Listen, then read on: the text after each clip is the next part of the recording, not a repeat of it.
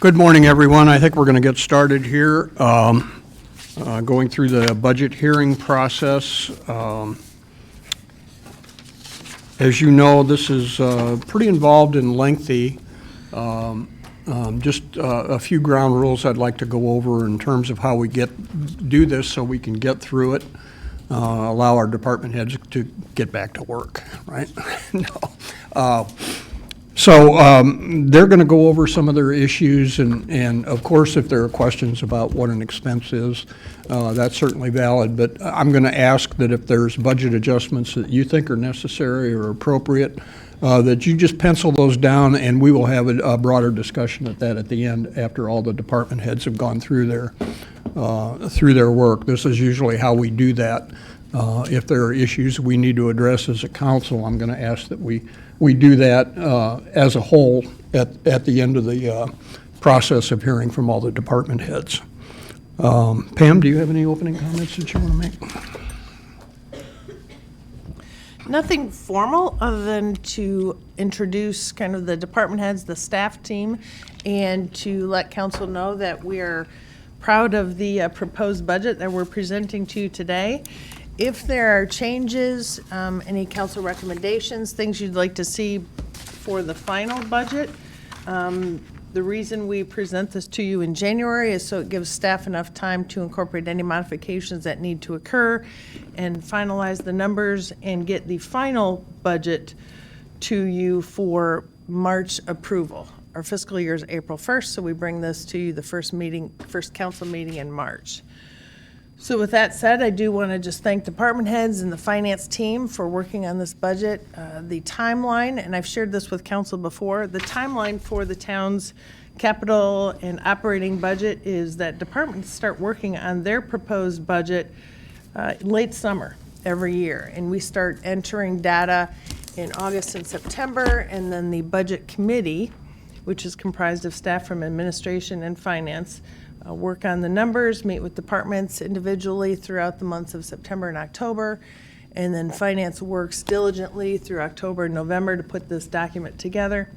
And so we are pleased to spend time today explaining to you what's in the proposed budget, answer any questions you might have, and then spend between now and end of February putting together the final budget, and again, presenting it to you in March. So with that, I'm going to just turn it over to Finance Director Andrew Hune, who is going to spend some time going through some highlights of the budget. We have copies of his PowerPoint presentation here at your seat if you'd like to take notes as we go. In the meantime, we'll just hit the ground running if council's ready. Okay, Ready. Andrew, thank you. Great, thank you. Is the mic on? It sounds like Yes. this, okay. Always the first test. This presentation from me is meant to be what I guess you could consider kind of a mid to high level review of what you're going to see in the budget in terms of detail. We like to keep this presentation consistent year to year so we see the same things and can do better comparables. And what it essentially does, we break things down to the 5-year budget look right now and then also what we thought a year from now or a year ago this time. So you'll see a lot of that kind of trend in this presentation. We are going to traverse quite a few topics during my presentation. We'll look closely at the general fund. We're going to talk about current year projections, how we ended last year. Andrew? Yes. Could you pull the mic a little bit closer to you because you're not quite Okay. loud enough? Thank you. Testing. There 1, you 2, go. 3. That's a little bit Much better. So we'll traverse quite a few subjects. General fund first, pretty heavily. We'll do a cursory review of capital since we did that earlier in this year. We'll look at our debt review. We'll look at water and sewer funds, health and dental fund. All the funds are in a positive position. We'll review our key fiscal strategies. These are the things that we look at in terms of benchmarks and targets. They kind of give us our financial roadmap, if you will. And then we'll move into department reviews in terms of specific work on those areas. First, I'm going to talk a little bit about how we ended last year and our projections for the current year in the budget and next year. As you know, 18-19 has closed, and we ended the year with a surplus a little over $1.2 million. That was the first surplus in a while that we've had. We typically land a little closer to flat every year. This was the first large surplus we had in recent years.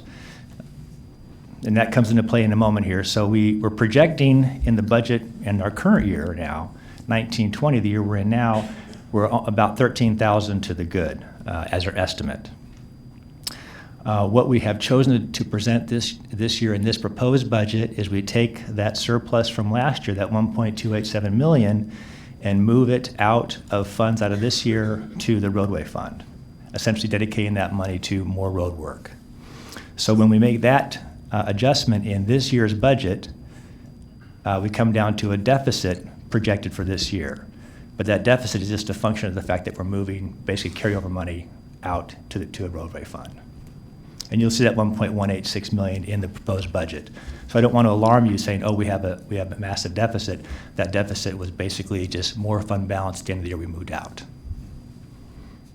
Let me go back a bit. And just comment for 2021, our actual proposed budget next year, we're right around flat year to year. We are balanced at 46,650 positive. Fairly tight. So our next slide here, this is a slide you see every year. It's new for the new council members. This slide is demonstrating a couple things. After we propose the new revenue, we project our major revenues, our minor revenues. We project our expenses, our payroll costs, our capital contributions, our contracts, operating services, and so forth. We come down to an ending fund balance for each year in that 5-year outlook. For 1920, the year we're in now, we're assuming to end the year at $10.2 million, that blue bar. So the blue bar represents the fund balance projection for the next 5 years. Current year, proposed budget out year, and then 4 out years. So we're right around that $10.2 to $10.3 million level. The budget's balanced in all years, which means revenue expenditures, we have a surplus in every single year.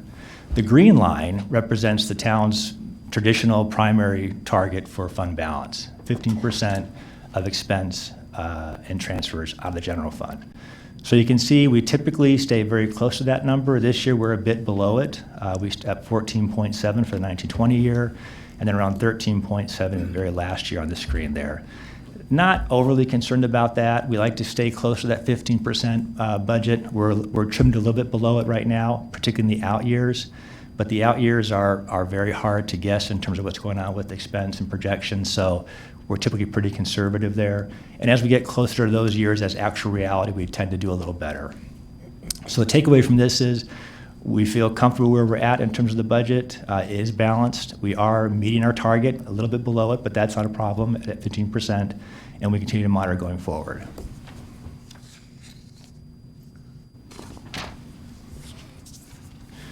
Talk about revenues now in general fund. This is a good slide to give all of you and the folks that might be listening our overall revenue mix for the town. You can see a large piece of it's our sales tax. That's our 1% state shared sales tax and our 2.5 home rule sales tax, our local sales tax.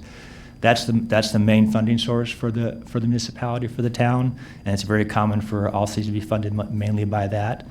Next biggest one is property tax at 14%, and you can see down the line charges for services, income tax, parks and rec fees, utility tax, and so forth.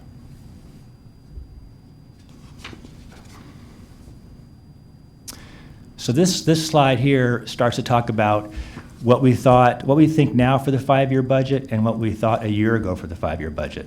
So the blue line represents the adopted budget, the one we have right now as what we expect revenues to be going out for the next 5 years. The red line is what we think that revenue will be now. You know, we have another year under our belt. We have some more experience in terms of what's going on with the revenue, so we can kind of get a feel for what's happening. So when the red line is above the blue line, that is obviously saying that we're expecting a little better revenue picture than we were this time of year again for 5 years. Right now, about $560,000 on average more revenue projected each year for the next 5 years than we had last 5 years. So where is that coming from? Right now, it's about $416,000 above for the year we're going to be approving budget for 2021. And this is where you start to get a sense of kind of the ins and outs of some of these things. You know, this is a a fairly large organization, a lot of things going on, a lot of revenue, $100 million plus of activity. So you're going to see kind of plus and minuses here. In terms of the pluses, we're having more revenue than we planned on last year for property tax from IMRF. And if you recall, we had a big bump in IMRF contribution that drove a need to have more property tax for that section of the levy, and that increased our revenue up. State income tax is also up compared to what we thought with last year. Local use tax, local sales tax, and state sales tax. So there are several lines in our budget in terms of revenue that are generally we pick up because we see better activity than we expected last year. But the opposite is true also. We also have other revenue that drops off. For instance, the decreases where we did decrease property tax revenue for police and fire contribution. We are seeing a small drop in ambulance fees. Utility tax, again, is starting to drop down a little bit, and then police magistrate fees dropping down a little bit. So you can see that as we wash through all these analyses, it comes down to we have some up and some down, but overall, we're overall up for that year, $416,000. So sales tax specifically, I'm going to kind of talk about some of these where you're seeing these increases. Sales tax was one of the stronger ones we're seeing. We're slightly up from our last year picture for 5 years, about $442,000 a year. This includes both local and state. And to give you a sense of what we're kind of where we're at, the 1% had a 1.37% increase in 17-18. We were up 4.21 in 18-19. For the year we're in now, we're projecting about 2.1, so we're kind of backing off a little bit, we expect. The 2.5 rate, you can see the numbers there, 3.7 up last year in 18, 4.23 in 19, and then we're kind of keeping it flat for 19-20, the year we're in now. For the first few months of this fiscal year, they were both performing very well. That has dropped off a bit in the last 2 months of activity that we've seen come in. So we might need to squeeze this just a little bit in the final budget, so you might see an adjustment downward in terms of sales tax, but we're going to keep watching it for at least 2 more months. It's kind of, when we set these numbers up, we have to lock the numbers down at some point in time, and then we have more information as we go. Could you refresh my memory on the 2018, 2019? Wasn't that increase largely due to a single incident? There were a couple one-time things that happened in both. In 18-19, we had a taxpayer through audit with the state realized they hadn't paid enough sales tax and local tax, and then they gave us a huge check. That helped that bump up that year for sure. Yeah.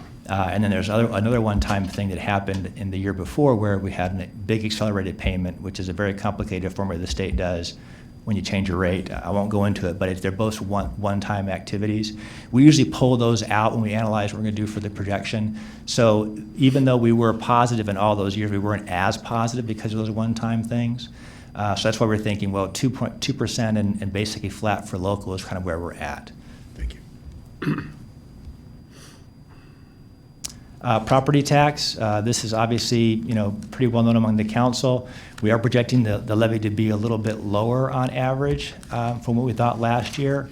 And again, the staff always projects property tax out over 5 years based on certain assumptions in terms of staffing, IMRF rate, actuarial analysis from the police and fire pensions, even the library and so forth. There's a lot of moving parts there, but we do our best to project what it's going to be. But each year it has to go through a process with the council to actually develop that rate. So this is just a guess. You can see that we are a bit below that now, mainly because we did reduce the levy from what we thought we would have during planning session to now. And you can tell in terms of the components of that, the police and fire levy, they were a bit down from planned as when we did this levy last year. IMRF was a bit up from planned because of the change in their rate structure to us. Our operating levy stayed the same, and then we were slightly up for Social Security and Medicare. So this is really kind of a challenging line to look at. It's good that we've reduced that property tax revenue in one aspect, but it is a bit of a decrease in revenue overall. Next is charges for services. This line is projected to be a little lower than last year. The significant revenue activity in this particular line classification, charges for services, A lot of it is our refuse collection fee that we monthly charge. Also, we have ambulance fees in there for $1.7 million, and then the ISU fire contract for $600,000.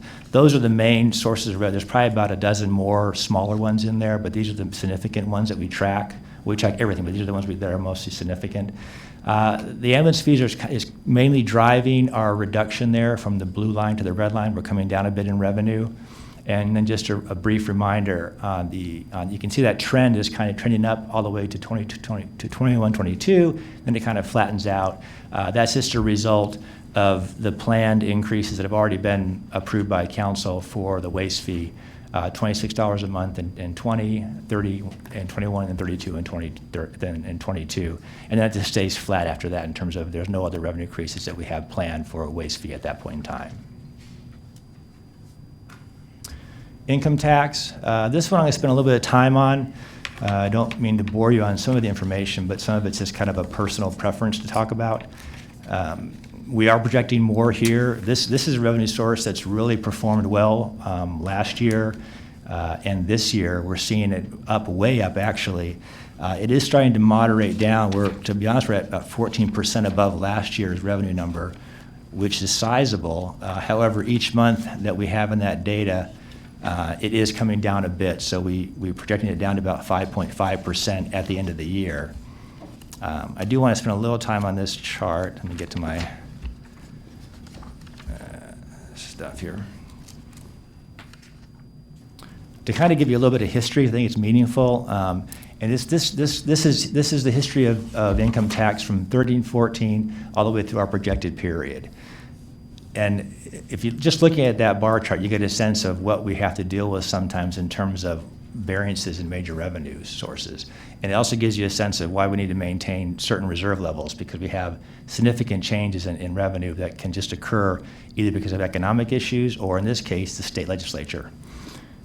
This kind of going back in time again is we fully recovered from the 08-09 recession basically by 13-14. If you could see the bar charts prior to that, they were very low and kind of stepping up to that point in time. The next year we stayed fairly flat revenue-wise. This year we had a kind of an unexpected increase that took a while to figure out what was going on from the state. We certainly enjoyed the extra revenue, and it was a bit of a surprise to our budget, but it was very challenging to understand what happened. You know, to go 8.8% up after a flat year and full recovery from the recession did not make any sense to us.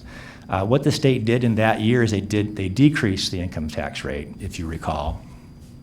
And it's odd to think that all of a sudden it creates an increase for us, but what happens mechanically when they do that is the state always holds municipalities, the town, harmless of those changes. If they increase the state income tax rate, they decrease the formula they share with us, so we get the same amount of money. If they decrease the rate, they increase our formulaic share. So we always get the same amount of money no matter what they're doing with their rate. When they decreased the rate in 15-16, they increased our formula to give us an equal amount. But for a few months, they're passing through their system high income tax rates against a high allocation formula to us. We just kind of get a natural bump up. And the state's aware of this. Their system can't kind of pick off what year is for what income tax rate. So that was it, but it ended pretty quickly, as you can see. They did the same thing in 17-18 where they actually increased the rate again. That affected us a little bit by the opposite impact. And also they did a 10% cut in our sharing, which also hurt. So you can see it's like a roller coaster when it comes to income tax and what we can expect to get. Then they did cut in 18-19. They said, well, we won't cut 10%, we'll cut 5% now. Well, okay, that was a nice change. We did pick up some money there. Actually, we went to 7.1% over last year, so that 5% cut plus 2.5 to about 2.1 is our actual inherent growth in income tax. This year, we're doing very well. We're projecting 5.5. Again, I told you right now it's at 14%, but every month I get more data from the state on the income tax. It's dropping about 2 points down every time, so we're expecting about a 5%, which is still a nice increase to see in income tax, but it's not going to hold where it's at right now. And then we're generally pretty conservative in the out years, 1.2% to 1.3%. We don't want to be fooled or shocked by something. But again, you can see our planning tries to stay fairly consistent and conservative against a very erratic actual activity. And this one's one of the worst ones. No, they're not all like this, but this is certainly one that we need to track a lot. And my final comment on the state income tax, and I guess this is more, I talk about it more than I probably should, those 10% cuts and that 5% cut, that's money that was ours in the past, and the state is just saying, well, we're going to keep it. And there is a financial impact to the town and every municipality about that. In terms of ours, if this chart shows the blue bar is what we're actually going to get or expect to get, the green bar is what we would get if it didn't have a cut. So if you recall, a 10% cut is the blue bar in 17-18, and a 5% cut there. If that continues on, those two cuts have actually happened, and we've closed those years, and that's cost us about, where's my number? Come on. There we go. About almost $800,000 in revenue in those two periods. And that's a significant chunk of money that's not available to us anymore. If you extrapolate that all the way over our planned next fiscal, all our 5-year plan for the fiscal year plus that actual, it's about $2.5 million. So again, these, I know we tend, and even I tend to get, well, the state's just going to do it and then we can't do much about it. These are significant impacts to our budget that we need to actually guard against as much as we possibly can. I know the IML is actively pursuing the state. They did get back to 5%. I would like to see them just eliminate it altogether and just give us our share as always, but we'll see. Next big rug I'm going to discuss is utility tax. I'm going to skip over Parks and Rec because there's so many there, and we'll cover those during the day in other departments.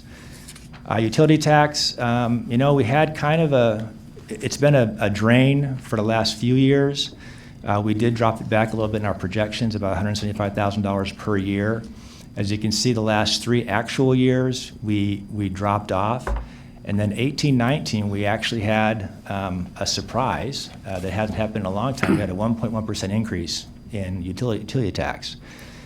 That was nice, and unfortunately, it is not going to happen this year because we're already seeing a very, very low utility tax year to date through the current year. So we're projecting about 4.6% below last year's. And then we just simply use out years at flat, which is probably too aggressive. We're hoping to hit the bottom eventually with this, and most of you know the circumstances that are driving that. It's gas and electric is pretty much on usage, and they have better operating efficient systems, better building codes, so people use it less, and we charge on a usage, not on an actual rate. Landlines are going to cell phones, data processes, data calls are going to texting. These things all have a downward pressure on our utility tax. Cable is going to internet services and moving away from cable taxes. So this is going to be a fundamental problem, and it has been for years and will continue to be for many years going forward. It's a $4 million revenue to the town, which is significant, but it's not one we can rely on for any kind of growth. And in fact, we typically rely on it to go down. That's kind of it for the overview of general fund revenues. I'm going to move into operating expenditures next to give you a flavor of what's happening there. And here's our pie chart for that, and it's just a good reminder, over half of our expenses that are in the general fund are labor. We know we're a service organization, and that's where most of our costs are going to be.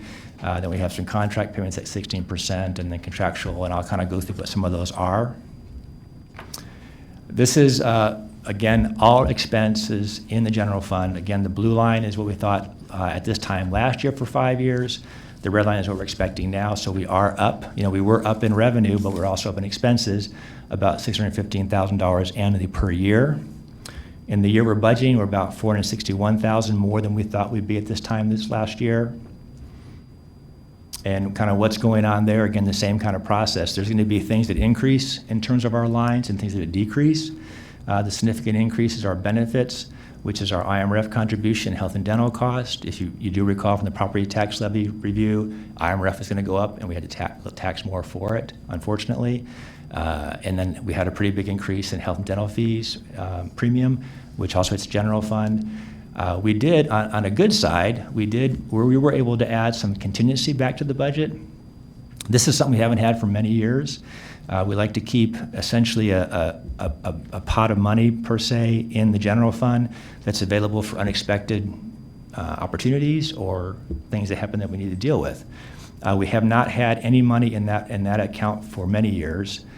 We were able to restore, I think, 3 years of the budget at $400,000. So we have, I think, in the current year or the out year, year 1, 2, and 3, $400,000 set aside in the budget for contingency, which means it's not allocated anything specific yet, but things do come up. That was nice to be able to put back in the budget because we had some fiscal ability to do that. Contractual services are a bit up. I'll talk about those too. And then now the decreases, the things on the other side of the shop that decrease our revenues or our expenses. Police and fire pension contribution was down. That was a result of the levy, as you're aware. Regular salaries are actually down, and I'll explain what's going on there. We had a small decrease in debt service transfer and a small decrease in vehicle reserve. But these are kind of the major things. So when all those things wash out for the next 5 years, we're a bit up in expenses.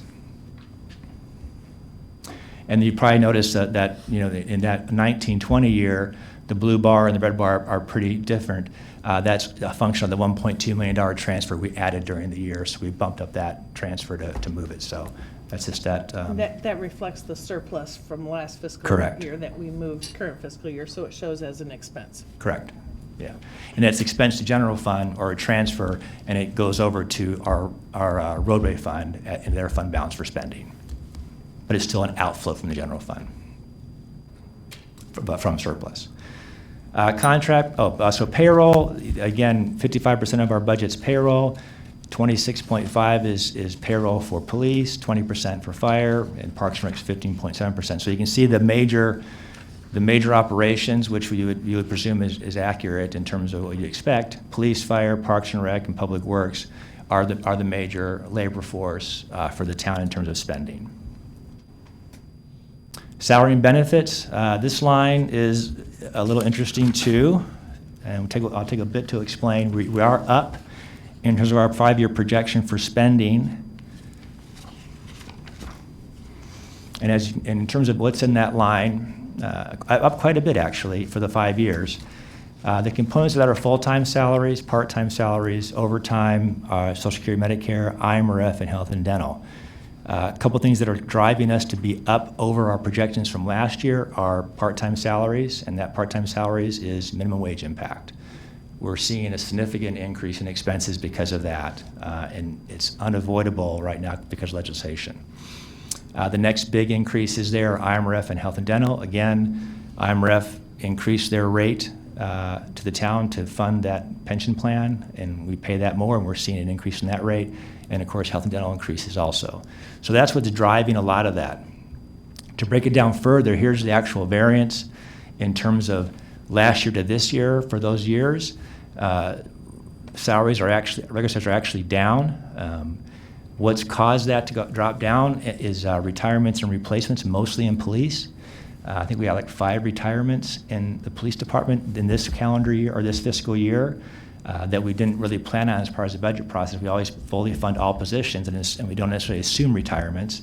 When they happen, obviously a more expensive, seasoned officer leaves, and a new one comes on at a more affordable rate in terms of the pay scale. So overall, that workforce in total has become less expensive because of that change in the workforce.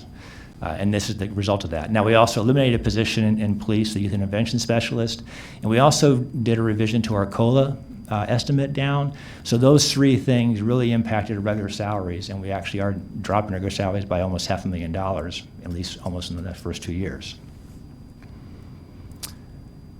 We did have some increases to salaries. As you know, we put in the communications director for administration, and then the development coordinator for cultural arts. Although, as a reminder, the cultural arts full-time position there, half of it's paid by the CDM Foundation, so they reimburse us for half of that. Part-time salaries, again, talk about that a little bit more. The significant impact there is the minimum wage impact, and this is something you've already heard about, I'm sure. You're going to hear more about it as that rolls out to everybody. It's hitting us pretty heavily, mostly in parks and rec programs, aquatics, and cultural arts with the museum. We do have a couple of new positions in part-time salary, a town clerk, office associate part-time, office associate part-time for administration, and then also police had added a few more hours of part-time to their current evidence tech for their evidence room. but nothing significant there in terms of, the significant thing there is obviously the salary, the increases for the wage, for the minimum wage. And then finally, these two pieces are up considerably. I don't want to hit these too much more harder. It's pretty well known, but when you see this is the impact of those things, increase in health and dental to manage our claim costs, and then also IMRF retirement are up significantly. So contract payments, the major issues here, this is where we make our police and fire contribution to those plans out of this expense line. Another major one here is we make our mental health county contribution, about $1.6 million a year to support mental health agreements with them. Our liability insurance we pay for, which is our general liability, work comp, plant, property, and equipment, slip and falls, everything. And then Connect Transit contribution is all in this line we call contractual payments. It is down a bit, and it's down almost entirely because we just reduced the amount of money that we contribute to police and fire pension plans, and that has a drop in that five-year look. The rest of them all stay pretty consistent year to year, what we expected.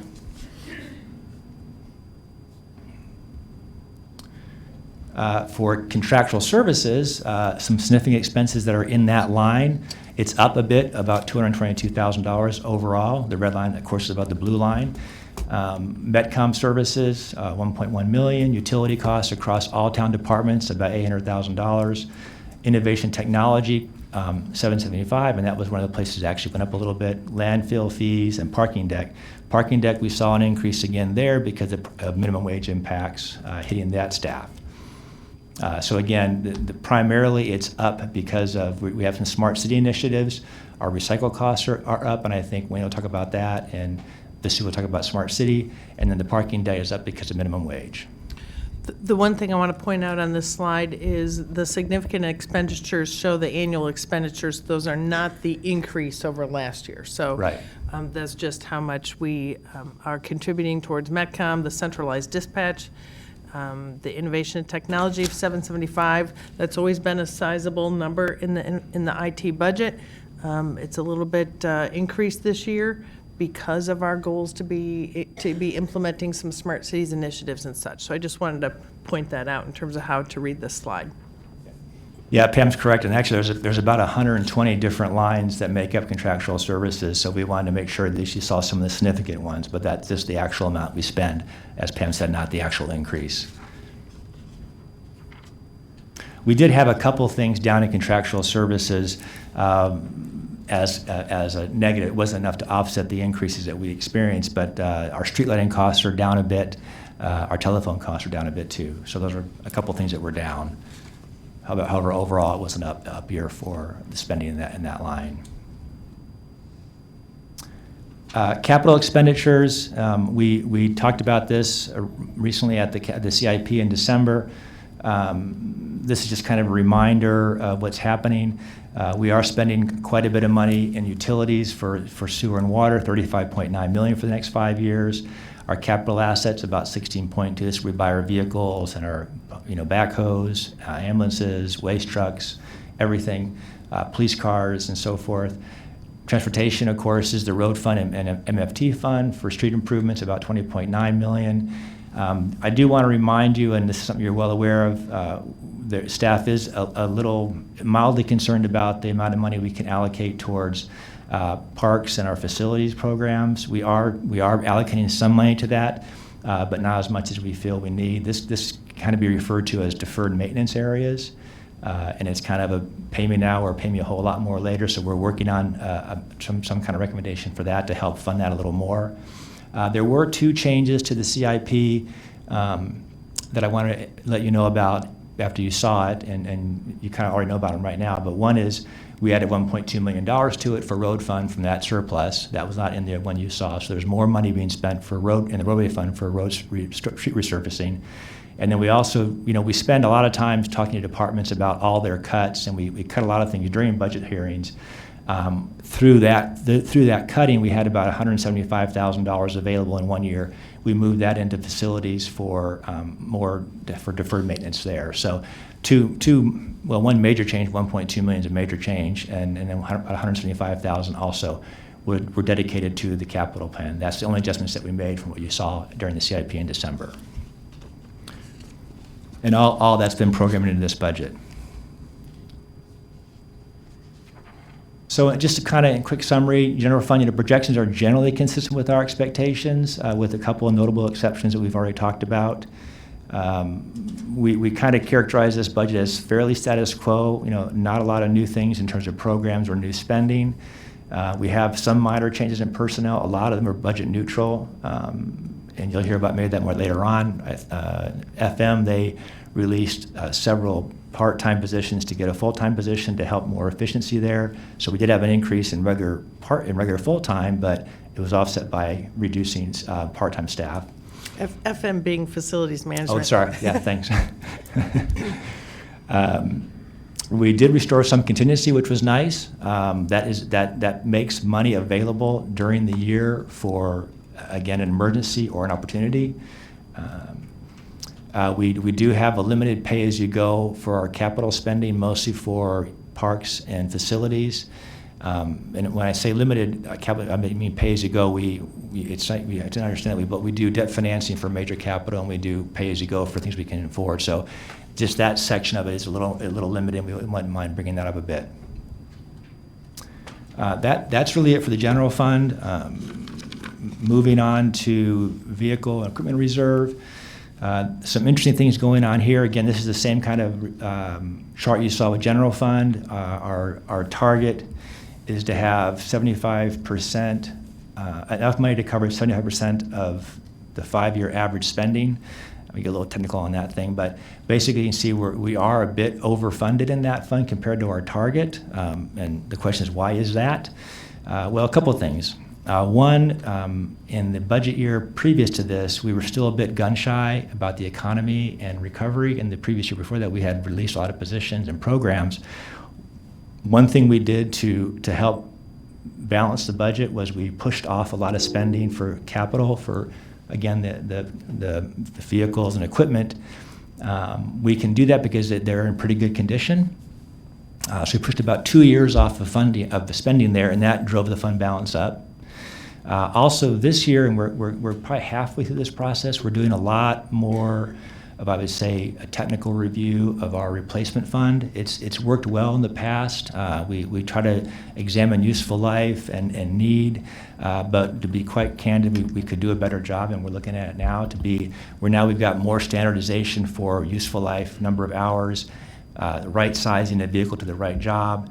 So over the next couple of years, we are likely going to see our costs decreasing for our vehicle and equipment, because we're on a little more of a tight management schedule with them. We're reviewing every purchase, we're reviewing any kind of replacement. And this was occurring in the past. I'm not saying it was haphazard in the past, but we have learned that it's a pretty sizable amount of our budget, and we need to maintain these vehicles. So we're just doing a deeper dive into that.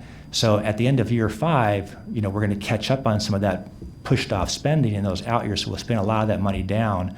But I'm hopeful that when we get to year 5, we might still have some money left to be able to work with. Right now, it's very well funded.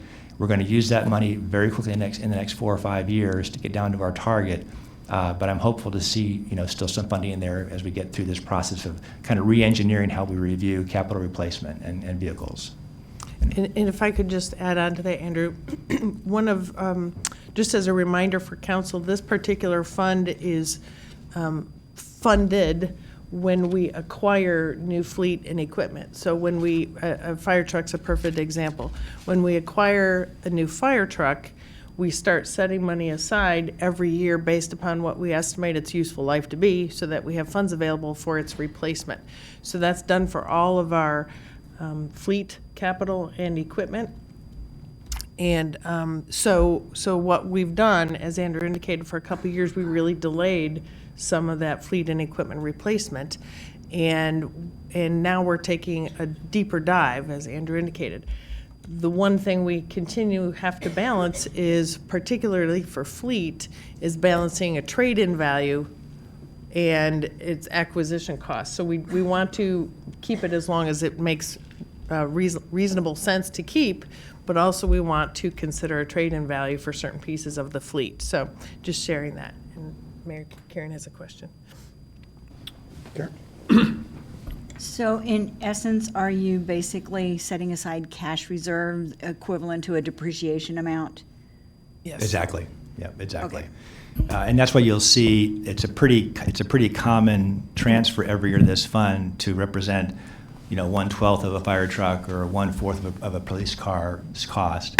And then the actual spending can also be very dramatic because we'll buy 5 or 6 waste trucks at $300,000 a piece, but we've funded those over their useful life to have that money there. It's a nice fund to have. It's a fund we use to balance things sometimes,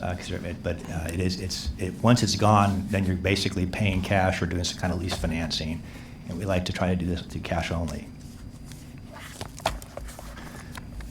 In terms of some debt review, just a reminder of the funding sources, primarily general fund, also tax increment comes in to fund that.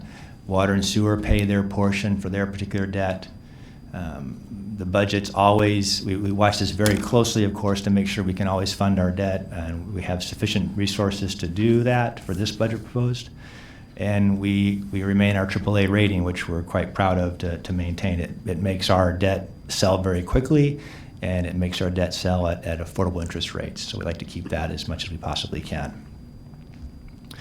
In terms of a review, this kind of gives you a schedule from fiscal year 18 and year-end 18, year-end 19, and so forth. You can see our debt position. We're at $91.5 million as of the end of 18, and we're going to be near the end of our proposed budget around 72.3. So you can see we are starting to pay, we always pay debt off. Now this represents if we don't do any new money issues, which is not necessarily realistic, but this is the projection now in terms of our debt payoff. And you can see part of it's general fund, part of it's water and sewer. Another interesting thing that kind of came up this year is we're actually getting below the 20-year mark on our debt payoff, which is nice. I know sometimes debt feels like it's going to go on forever and ever and ever, and in this case, under our current position, it doesn't go on for 19 more years. Again, assuming no new debt issues. And we are still enjoying very favorable rates, one, because of our AAA rating, 2, because we've taken advantage of refundings over the last few years. We've had probably 5 or 6 refundings since I've been here. We might have another one come up this year pretty soon. We just had one last year, and that helps us take the overall interest rate down for our total debt portfolio. In terms of more information for debt, we do manage it through very precise compliance requirements with the IRS, very precise budget and accounting issues that are given to us by GASB, our reporting standards, and we watch our payment deadlines very closely. We have 2 benchmarks that we use to kind of give us a sense of where we're at in our debt ratios.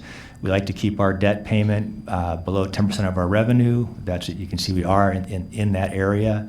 And I'm not saying if we go above 10%, then all of a sudden we've committed a crime, but it's important to know that if we're above one of our benchmarks, we're doing it with our eyes wide open, and it might be a good reason to do that. We might have an opportunity. We want to leverage, but again, these are just kind of roadmaps for us. And then, of course, we also keep what we kind of refer to as a debt service fund or debt sinking fund. We always have in every debt fund a payment in a quarter available all the time. As kind of a backup and as kind of a sinking fund philosophy. So both those ratios are within tolerances, are within what we would look for as a benchmark. Moving on to water and sewer funds. So this is the water fund, and again, it shows the different components of the fund balance each year. Purple, there's essentially several funds that make up the water fund. The purple fund, as they say, is the operating fund. This is where we have the main revenue coming in, and we pay all the staff and all the chemicals and all the equipment to operate. The green fund is their debt service reserve fund for their piece of debt service. The red fund is like a vehicle replacement fund for the water fund, and then the blue fund is their capital fund. So what happens is the purple fund moves money over to the capital fund, the blue fund every single year, and the blue fund just pays for major capital. We have a couple benchmarks we always want to watch with this fund. One is a 20% fund balance in the operating fund, again, the purple fund. We are a little bit below that in the very last year at 13%. And then we also want to keep about 1.5 million in the Blue Fund as a target. So that's a cash liquid target. We're spending probably $4 to $4.5 million a year out of capital every single year out of that Blue Fund. But when we spend it, we want to make sure we spend down to only 1.5 million. Again, projects can increase in value, we can have delays, we can have carryovers, so we want to make sure we don't bring that fund down to zero, and we're comfortable there. We do have a 2% rate increase for next year and all years in the budget. That acts as a place mark to increase the rates. That can be a debatable item for the council. I can share with you now, we do have a fair amount of fund balance in the fund right now. And I would default to City Manager Reese on her final opinion on that. But if there was something we could do, we could theoretically skip a year of that 2%.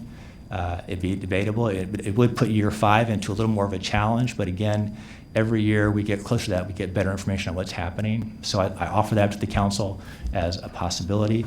But by keeping this at 2% each annual year to kind of control inflation, we're still just slightly below our target in year 5. But it is a year 5 calculation, so there is some conservativeness out to it.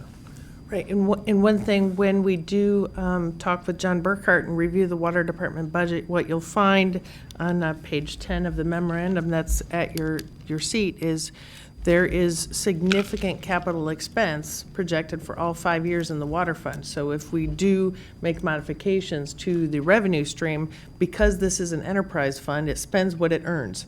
So that does impact our planning for capital. And a number of years ago, when council adopted a multi-year rate increase, it was for the purpose of being able to support investment in our water system. And for example, in the 4th year, we have a chlorine scrubber and certain things at the treatment plant that are $600,000 plus for one capital project. So we want to be very cautious about modifying our revenue stream without taking a look at how it impacts our capital investment down the road. Right. And sometimes when a small increase each year that we monitor, if we don't do those things, it can pinch you in the out years to pick up a bigger increase. But again, it's a very debatable issue. Sewer fund, this is, I guess I characterize as kind of a success story, and due to the council first adopting a major sewer assessment plan and then essentially a multi-year rate structure, it has put the fund into a position, we're at our target 25% all years. They have the same, operating fund, debt fund, vehicle replacement fund, and capital fund. We're also in very good condition in terms of our capital funding. We want to have a target there, which we're meeting, and they're spending quite a bit of money out of that as they go, and you'll probably hear more from that from Wayne, and you saw a lot of that in the CIP we did recently. So this fund is in very good shape, and we feel it's going to be able to continue to address the infrastructure needs of the fund and the sewer system very well. Right, like the water fund, the sewer fund is an enterprise fund, and so it's treated as a utility, so it spends what it earns. I agree with Andrew in terms of what this fund is now able to do and support. A number of years ago, when we adopted the sewer master plan, that came with it a few years of sewer rate increases for the purpose of being able to support investment in the sewer infrastructure. And I took a look back at our budget from 2 years ago, the 2017-2018 budget, and the capital projection was less than $250,000 a year in capital investment. We're now up to, on average, $1 million or more, and that's pretty significant. So that's, again, a picture of when we receive the revenue, we're reinvesting into the system. Right.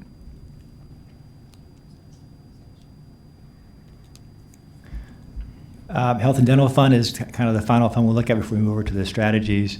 This fund, is not performing as well as we'd like it to do. It has challenged. It is financially solvent. It is below our target. We are working closely with Horton, which is our consultants for health and dental, to better predict claim activity, better balance premiums against need. And it's a challenging fund, no doubt about it. It's not bankrupt by any stretch of the imagination, but we're not where we want to be. We're hopeful that we'll see some increases in the out years, as this chart alludes to or illustrates. And it's going to be a continued challenge for us to look at. I do have a question. Question? Yeah, does this fund include the liability for retirees as well? This is This is the fund balance, but does health insurance? This is claims related, so it would, in terms of the town's payment of premiums would reflect in a different line. Okay, Necessarily, and then, but the retirees that are in our health fund and Yes. covered, in terms of their claims expense, that would be reflected in That's that. what I wanted to know. Correct, yeah. Okay, thanks. And this, of course, is no surprise. We've talked about this at our financial trends analysis in September and during our August and September discussion of the employee benefit program renewal. So we do continue to stay on top of this. We explore plan design changes when it's appropriate. This fund is very much impacted on the increasing costs of prescription drugs and specialty drugs and such. So we work closely with our partners and on claims cost management strategies and such. So it's a work in progress. I kind of like, in a silly way, I kind of like in this fund too, if it was my kid, I'd have him move home so I can watch him every day. Because he's not making good decisions. No.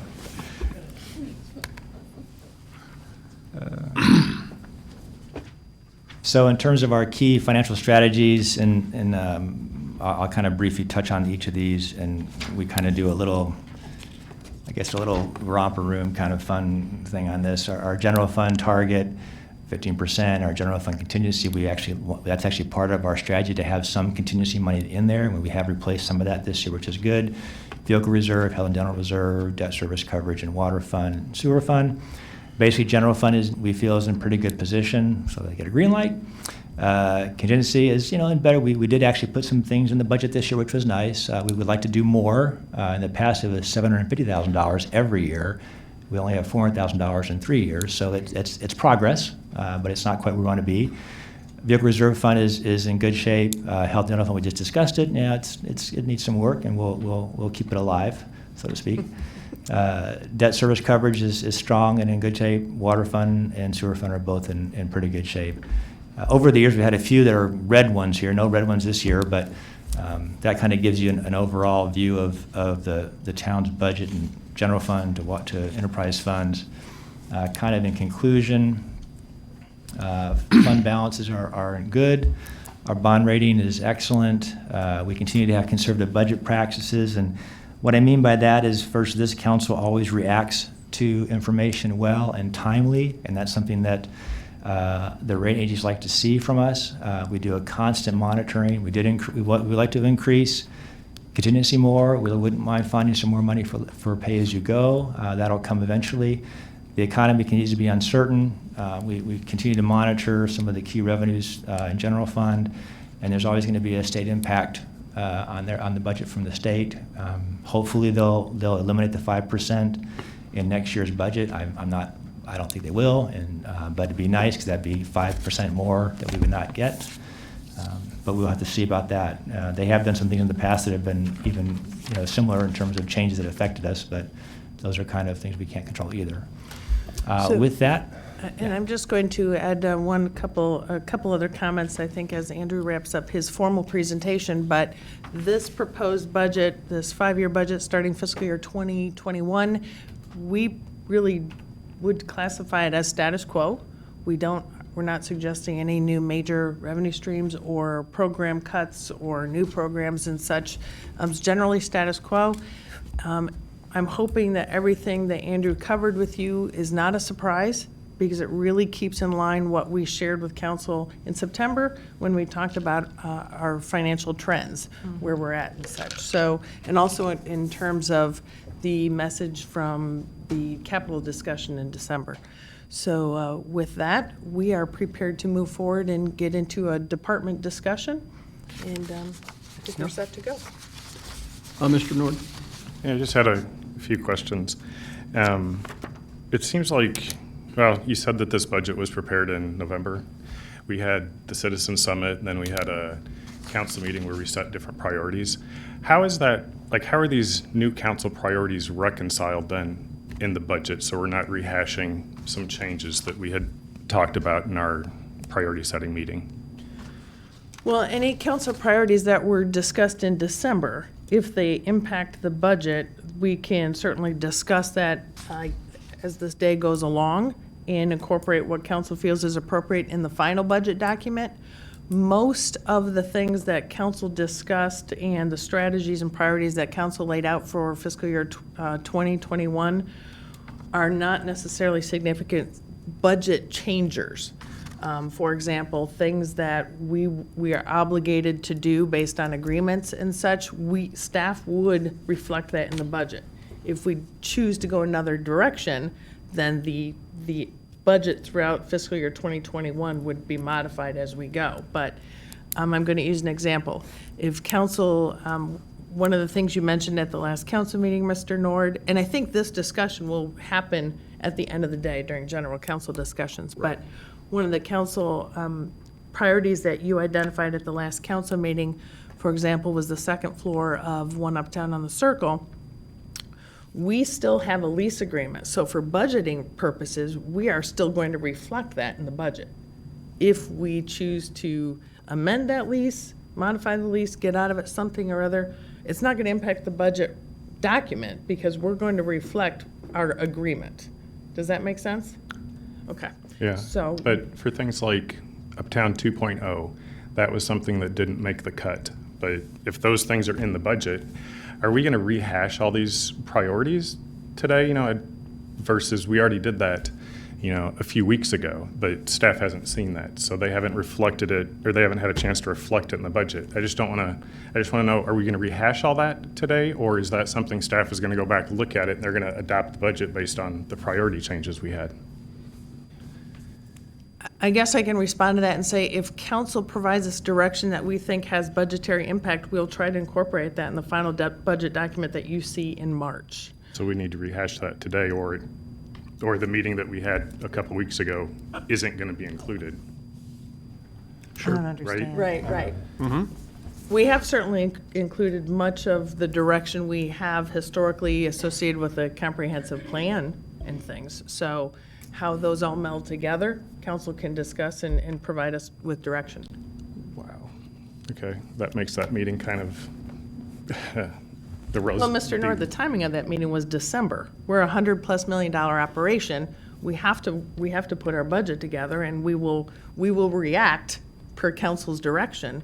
But based on the actual budget document, we're going to continue moving forward with our programs and services as we have, and will react for the final budget document as directed. Ms. Lorenz? I have a question, more for Mr. Hune. You've mentioned a couple times bond ratings and reaffirmed AAA. You've got a couple of bullet points here about conservative budget practices. Is it fair to say that these are the kinds of things that those rating agencies look for from us in a setting like this, to be reactive, if not proactive, to anticipated changes and monitoring and so forth? And is there anything else, any other aspects or factors that we need to be aware of in today's hearing to make sure that we don't put in jeopardy that rating? Sure. They like to see a timely budget process. They like to see a council react to a challenge, an economic challenge, whether with cuts or with increases in revenue or both. They tend to, from a managerial perception, they tend to get worried if a council pushes off decisions or can't come to an agreement. And that's part of the process, to have that collective debate. They watch very closely our debt. They watch very closely our pension funding. In fact, they mentioned in their last brief to us that they understand our debt very well, and they get it, and even though in some respects it's outside what they typically would like to see with a AAA rated agency, they understand what drove the debt, which was a vibrant uptown area to position the town for more success, and they understand that. So they're not overly concerned about our debt position. They do watch it, though, obviously, because the debt was used for something extraordinary, and it wasn't used to pay payroll or to fix deferred maintenance that's been 50 years in the need, you know. So that's always a bit of a navigation, but they get that side of it. They like our pension funding model, you know, at least to date, and they have warned that if your pension funding becomes more problematic, that could be a downward pressure on our AAA. But they mostly want to see consistency in terms of projections, which we typically always provide them. They look at last year and this year, look at the CAFR, our reserve levels. They want to see reserve pockets of money. They want to see reaction to economic change. And then the best thing we could show them in previous years was when we had 2 years ago the cuts. They saw that process and thought it was very meaningful and reactive. The recession, we did the same kind of thing. They enjoyed to see that. Because, as you know, some councils just kind of not sure how to handle some of those things. And, you know, I'm not saying we're perfect, but we do manage that very well. So they want to see kind of top to bottom good management at the executive level, at Pam's level, and finance level, and the council level, and the mayor level. They're not looking for them to all agree, but they want to see a good, healthy debate that comes to a conclusion that makes sense and is reasonable. And they watch those things. They want to see things like Rivian come on board. They want to see new developments. They want to see partnerships at work. So I can't speak for everything. I talk to those guys quite a bit. They're analysts, and they all have different opinions and different personal, you know, things. But they all look for a thriving economy, a core downtown, replacing your assets, building new development, economic development, you know, partnerships. They want to see all those things. Yeah. And I know that's a long all, answer to your yeah. question. It is, and they're basically, you know, and Andrew does have the finance team does have regular conversations. They do surprisingly read media reports and stories on council's decisions and actions that are happening in the community. But one thing is they want to make sure we're on top of things, that we're proactive and we're not surprised by things that might affect our financial situation. Right. No, thank you for that long answer, because I think it's deserving. So. You know, I'll just one more comment. When Mitsubishi finally closed, we actually forwarded preemptively to the race, hey, this is going on. Here's the articles. Here's what we're going to do. We're hoping to move into a new development there. And we explained kind of what the impact would be economically to us. I'm like, okay, thank you for that. We saw it, and we appreciate you guys are on it. And what are you hoping for? And at that time, there wasn't a lot of plans. They're just trying to find somebody to take it over. And luckily, Rivian came in. But Karen? If this is the appropriate time, I was making some notes as you were explaining various sessions, but I'm deferring questions about departments when they give their presentation. So if you'll bear with me. Under the salary and benefits, at this time, what are the employee costs for their health coverage? So an employee, how much do they pay if they are covered under the health care as a benefit cost? Not out of pocket for their personal experience, but what are they charged as an employee for self plus spouse, self plus family? I would direct you to page 299 in the budget book, or the proposed budget book there. And there's a page that breaks down the premium by tier, employee portion for What page, Andrew? 299. And actually 300 also. So 299? Correct.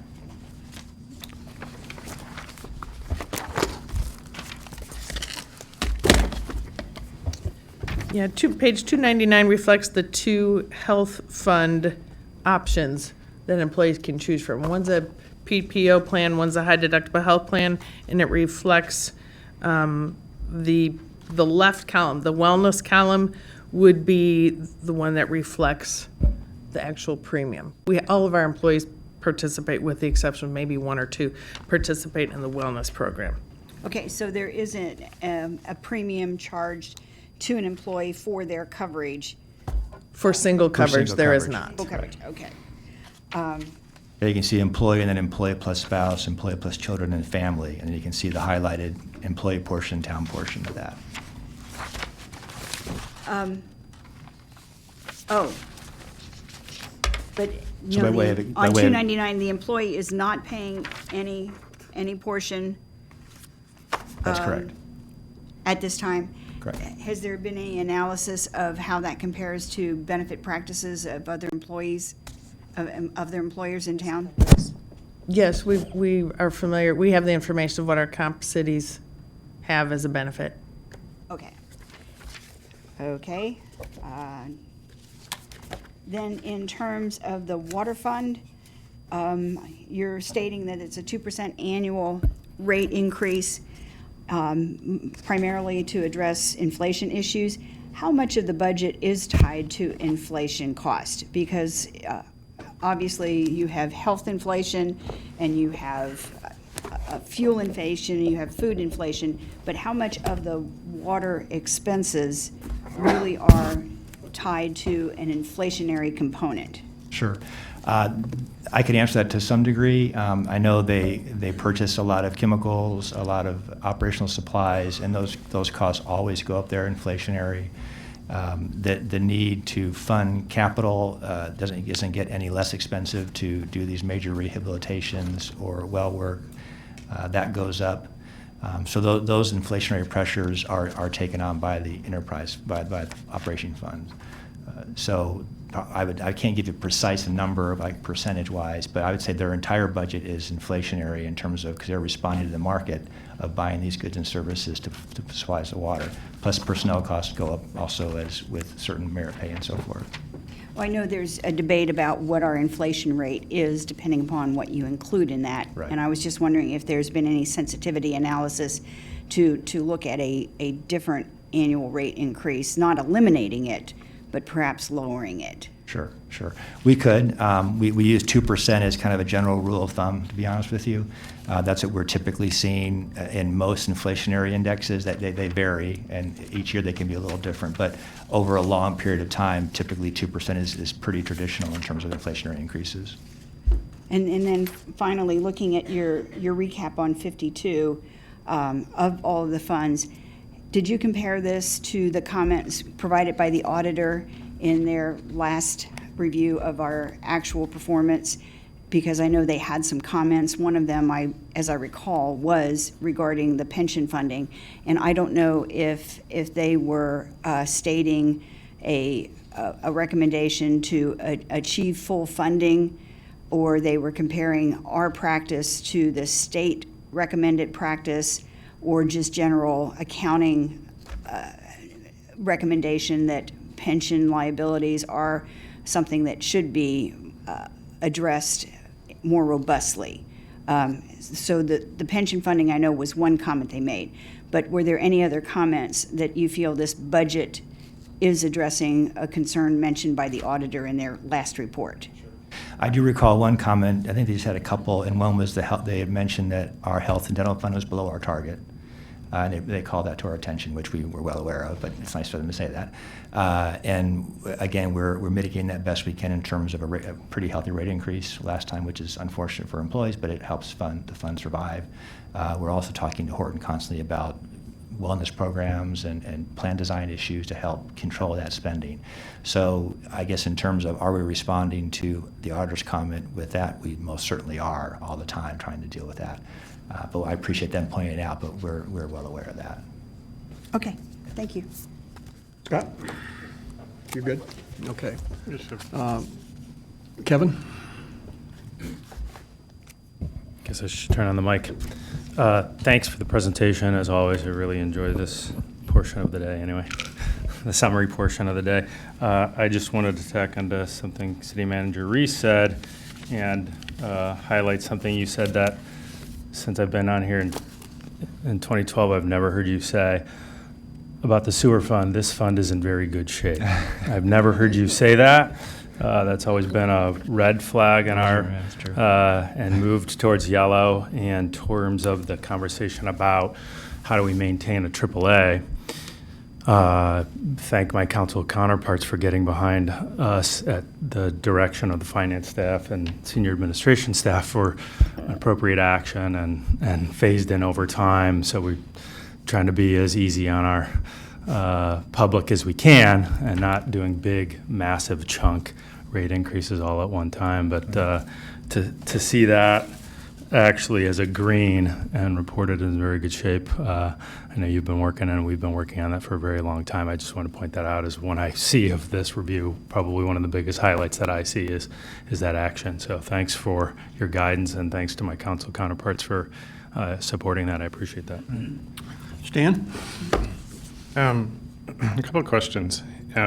Whenever you're talking about the town debt, interest wasn't included in there. Since that's a real expense, like your mortgage for your house, you pay, say, $1,000. Part of that's interest, part of that's principal. Why don't we reflect what the actual cash is coming out of our pockets? Why don't we include interest in our debt obligations that we report? Well, that particular chart, we do. I can go back to it real quick and just for a second here. The average payment next 5 years, maybe a little bigger. That 6.1 all the way to 6.5, that is principal and interest together. So that this is showing our debt service payment entirely. On the chart before that, where it showed the debt, well, I guess you can see it up there, it's like 80-some million dollars in debt. Does that include interest that we know we have to pay? No, because that is the outstanding portion of our debt, of what we owe. Just as if you're looking at your statement for your mortgage, it would show your outstanding balance for your house is $100,000. It doesn't show the interest on that. So we're just basically showing what's standard. This is the outstanding principal we owe. Of course, there's interest going to be applied to that. But I'm not sure if it would be, we could certainly show it. But typically what we see in this kind of reporting across all industry is what's the outstanding debt you have, the principal. Sure, just for planning purposes, it's easier to know if we need to come up with $120 million versus $90 million. Because we know it's money coming Yeah, out. we do. That is and reflected we in the are- budget. Yeah, like I said, the debt service payment that we're budgeting for in this budget and previous budgets and all budgets, we show a principal and interest payment as part of a budget process, as part of budget payment. So Okay. we do recognize that the 6.2 is not the principal. That's probably half and half or so. Sure, and then since this was prepared, we had taken some bond debt and I guess sold that, and we got a new note from the bank that Right. had We come in. refinanced. Is that reflected up here, or did that happen after this document was prepared? It is. If you look at the very top line, we show 11 bond issues, and then we go to 12 bond issues. We had an additional bond issue for the refunding, and you can see and the reflection of the interest rate savings. We're at 3.2. We're going to 3.17 with that change. So we squeezed our overall interest costs down with that refunding. So Okay. you're seeing that reflected in here. So the actual payment's going to be reflected in this total bond debt. It's not like it's considered something different and reported No, differently. it'll be, yeah, it's basically classified, even though it's a unique transaction where we had a local bank refund part of that bond issue, we didn't offer bonds to pay, they just paid our bonds off and we took a new debt on. We're going to categorize as geo debt. Okay, good, You know. good. The other thing, just to remind council, as Andrew pointed out, and I think we had a slide, actually the next page, slide 45, that indicates our targets, our coverage targets. So that bottom there, we show our target is to have 1.25 of our principal, interest, and principal and interest payments on reserve, and we do. We either meet or exceed that every year, and that's both principal and interest, so we do reflect that. You had mentioned that we didn't pay that we had a decrease because we didn't pay the money for the pensions here a few cycles ago. that's actually deferred. We still have to pay that. It's just, we deferred it out. Right. Right. My comment there was simply we had planned in last year's 5-year budget to basically fund at 100% by 2040. The action that we did levy this year, we back down to 90% by 2040. So we just basically retooled that pension payment to be at that level, and that was cost savings. Okay, good. And then just my last request is, whenever the council input comes out from our session we had, the priority session, if you could look through it and see if there's any other changes, so that way at least our input is included and we don't have to try and rely on our memory. Certainly. Andrew, thank you for the presentation. Mayor, Oh, I'm sorry. one more question. You mentioned that police salary costs have gone down because of retirement of the higher paid, more experienced officers. Is there a tier system in their pension, as some employee groups have had to adopt, where new hires are under a different pension system, or are the police and fire pension systems pretty much stable for the experienced and long retained employees as well as the new hires? I think it was January 2011, the state moved to a Tier 1 and a Tier 2 employee, where a Tier 2 would get less benefits from the pension plans in IMRF. Also, that does apply to police and fire pension plans. So new hires at a certain date are now considered Tier 2 employees, to where their benefits are not quite as much as the Tier 1 employees. Robust. Yeah, that's what I was looking for. Thank you. Is that Tier 2 one that is subject to some potential litigation from being challenged as not properly addressing the pension needs, or is that a different pension? That particular change did not have a challenge because it was affecting employees going forward. I think the challenge comes in if you want to change an employee's promised benefit. But if you say, I'm going to give you this benefit on this higher date going forward, then it's not constitutionally challenged. Okay. So that was never a challenge because they basically avoided it. It wasn't retroactive. Okay, thank you. Okay, thank you, Andrew. Thank you. Brian, you're up with library replacement and special reserve. And as always, you have brought some of your board members with you. I'll let you take it from there. And before Brian gets started, I'll direct council to pages starting at 229 in your budget document. That's where the library is found.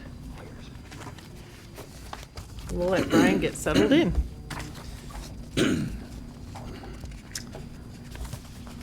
All right, I would like to introduce elected Normal Public Library Board trustees J.D. Davis, Caitlin Trunnell, Jess Ray, Terry Lindberg, and Jim Rogal.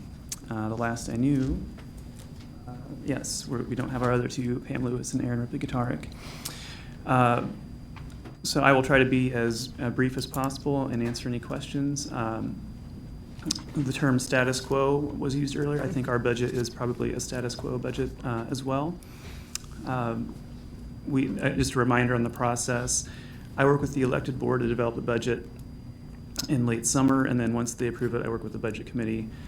We start pretty early so we can get that board approval before we enter it, so just to make sure we're all aligned there. Brief summary, both our operating revenues and expenses for the upcoming fiscal year have decreased from projections made at this time last year. And as was stated, we have three key funds, or three funds in total. The operating fund, 221, funds everyday operation of the library, staffing, materials, utilities, etc. A replacement funds planned replacement of equipment, including facility-related items such as roof, HVAC systems, technology. We have a lot of computers, obviously, in the library.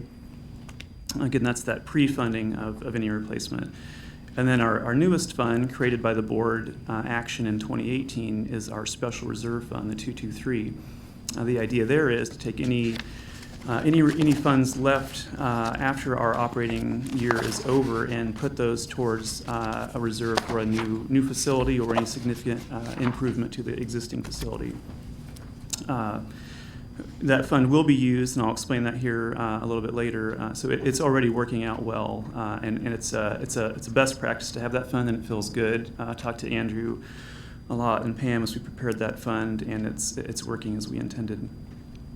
So with the operating fund, the revenue just over 4.1 million, 58,000 less than our current year, 68,000 less than 2 years ago. In terms of property tax revenue, just over 3.8 million, $58,000 less than the current year, $48,000 less than 2 years ago. Just a reminder, levy is approximately 93% of our total revenue, so we are heavily dependent upon on the levy. Continuing to receive the per capita grant from the state, $65,621 most recently. We use a collection agency, a library-specific, very friendly collection agency to get our materials and cash back. We just want the materials back, but that is a step that has helped us in terms of revenue. And we have an appropriate fund balance moving forward, determined in conversations with Andrew and the library board. In terms of expenditures for the operating fund, just over 4.1 million, $123,000 decrease, or about 2.9% decrease from what was projected this time last year. Our expenses are estimated to be safe for the ongoing operation of the library. Excuse me, some challenges there. We're growing our outreach efforts. That requires staffing, so we're growing those efforts in a low capital way, no big bookmobile, no branch, et cetera, but getting staff out and about doing what we call pop-up stops, being at a lot of events throughout town, senior living facilities, et cetera. Excuse me, digital content is another big challenge. I've mentioned this several years, but the licensing models vary in many ways. So we might have to repurchase the same content 2 or 3 times. We might have to do a pay-per-use model. There's a recent embargo model. So a lot of challenges in the whole maturing of the digital content in terms of if you want to lend digital content, or in our sense, we're almost buying it and then providing it. That is a growing, very complex thing for us to deal with. And at the same time, the demand for that digital content continues to grow. So definitely a hot topic for us. And just a reminder, if we buy a physical item, we can do pretty much what we want with it, use it as many times as we want, loan it to anyone who we want to, but the digital content comes with some very complex licensing models attached to it. Examples of controlling costs, we staff as efficiently as possible. We're looking at additional meaningful volunteer opportunities. Looking into pre-processing of some new items. There's some mixed feelings there. Actively exploring the best mix of digital content, as I mentioned. Doing very small scale outreach that requires staff time, not capital. We eliminated a vacant full-time position that we had in the budget for this year. That was a communications and development position that we would love to have to get the foundation moving forward, but it's just not in the budget. On to the replacement budget, 222. It's appropriate to fund the ongoing replacement of equipment technology. One highlight there is a new roof on the west half of our building this spring. Basic challenges there, we have a 1972 building and a 1992 building joined together, each with their own mechanical systems, replacement schedules, et cetera.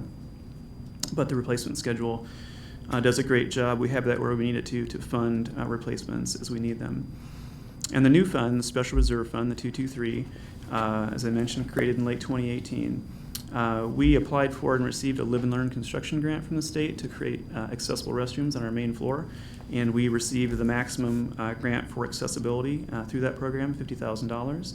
So we've bid that project out already, and we look forward to completing that work this spring. So we're excited to go from 0 accessible restrooms in the main floor to 3 accessible restrooms in the main floor. Total project cost there is about $184,000. Again, $50,000 covered through the Live and Learn grant. The challenge with that fund, it will likely grow very slowly, particularly as our expenses increase and our revenues decrease, and we're essentially taking the what's left between those numbers and putting it in the Special Reserve Fund. So we have it, which is great. It will probably grow very slowly. But we're fortunate to be able to use it already for a significant improvement for the community in our facility. Foundation, Normal Public Library Foundation continues to grow, sponsored many programs throughout the year. Currently has about $244,000. We did a Giving Tuesday project recently to create a new sensory app that's in development, so we're excited to offer that for our users. A few key statistics about the library: over 45,000 active library card accounts, 5,274 summer reading enrollment, circulated over 673 items last year. I mentioned outreach, over 204 off-site programs, which is pretty significant. Our meeting rooms, which are very, very popular, 1,600 uses of the meeting rooms last year. Thinking back to the conceptual design of the new facility, almost all that new space is people space, so meeting spaces, collaborative spaces, things like that. So there's a huge demand for that in this community. We had over 36,000 participants in all of our library programs. And I always mention, we offer a service called Curbit, which is a holds pickup service in our lot. We'd like to have a drive-up window, for example. So our scaling of that is to have a space where patrons can call us. We come out in the work and we deliver it to their vehicle. Often see someone who can't physically get in the library using that service, or there's a car full of children, or one sleeping child, whatever it might be. So that's a nice convenience that we can offer within our current facility. Our staff do a wonderful job of making the best of our facility and all of our resources. A few highlights. We have a lot of highlights. I call this the highlights of the highlights. We began 1,000 books before kindergarten, which is a program I've had my eye on for a while. Obviously, that's a very easy to understand early literacy initiative. We started that in June. We have 443 participants right now, and 10 have completed it already. It's so powerful in getting kids and parents an easy to understand goal and an easy to understand time frame. So we're really proud of that. I mentioned the grant that we were awarded. We improved our parking lot. I can't come here and talk to you without talking about parking, so good news on parking. We improved our parking lot thanks to Ryan Otto, a lot of help there. New asphalt. We went to all angled parking. We were able to add an additional accessible space, which was great. Created some very safe pedestrian pathways, so really it's asphalt and paint and just reimagining it. We came away with a great success, I think, so appreciate Ryan's help there. One more parking note: continued our lease of the Young America lot, loved by our patrons. That gives us so much opportunity in terms of programming, additional parking, et cetera, so I can't overstate how much that is appreciated by us and our patrons. One new program we started recently is a Sign and Sing interactive story time with Communication Junction. Twice a month, so that features stories, rhymes, songs, movement, of course, bubbles for kids, but American Sign Language is used to highlight key vocabulary in that, so children respond well to sign language very early on, as you know, so that's a nice new offering that we can have there at the library. We circulate a lot of technology. We have what we call a library of things. We have musical instruments, guitars, ukuleles, etc. But we're getting into more circulating technology. Breakout EDU boxes are popular, a variety of robots, Ozobot Bit, Sphero, Spark Plus, Dot and Dash. I don't know what all those are, frankly, but I know that parents come and tell us thank you for having these expensive pieces of technology that we can take home for free, and our kids can be exposed to those and we can learn together. So providing that access to emerging technology is really important for us, so we're proud to get those out there. Increasing variety and frequency of adult programming. We've been trending up on this for a while. We're engaged in the community in different ways. Outreach, again, has a huge impact on this, so we just anticipate more growth there. One of our signature programs, Partners in Reading, had 435 volunteers last year, served 465 students. Partners in Technology, we initially started that through funding of a Google grant. That's where local students and IT professionals work with local elementary age kids to just develop a love of technology, STEM, STEAM, take those interests and grow them on a one-to-one basis. And we received phase 2 of the NASA My Library grant. We've been getting some neat things through that this year. Looking forward to this calendar year, next fiscal year, I mentioned the challenge in digital content. That's not going to go away. It will more likely get increasingly complex, but we want to deliver the best mix we can at a fixed or predictable cost to our users. We will complete our second strategic plan, our 2021 to 2024 strategic plan, with a community stakeholder meeting, it's a survey, et cetera, really engage our community, so we look forward to that. One nice thing there is we have a community engagement manager, which came out of our first strategic plan, so that will make this planning process, I think, much more meaningful and and just really, really engage the community in a different way. Continue to deliver exceptional services, collections programs for all ages, both on-site and via outreach. One fun thing, I'm pretty sure no one else will mention, we're going to have a Yule Ball at via the Normal Public Library Foundation. So if you're a Harry Potter fan, you know what this is. If you know Harry Potter fans, then just tell them Yule Ball through the library. They'll be excited. There is a musical group called Tonk and the Auroras, a wizard rock band.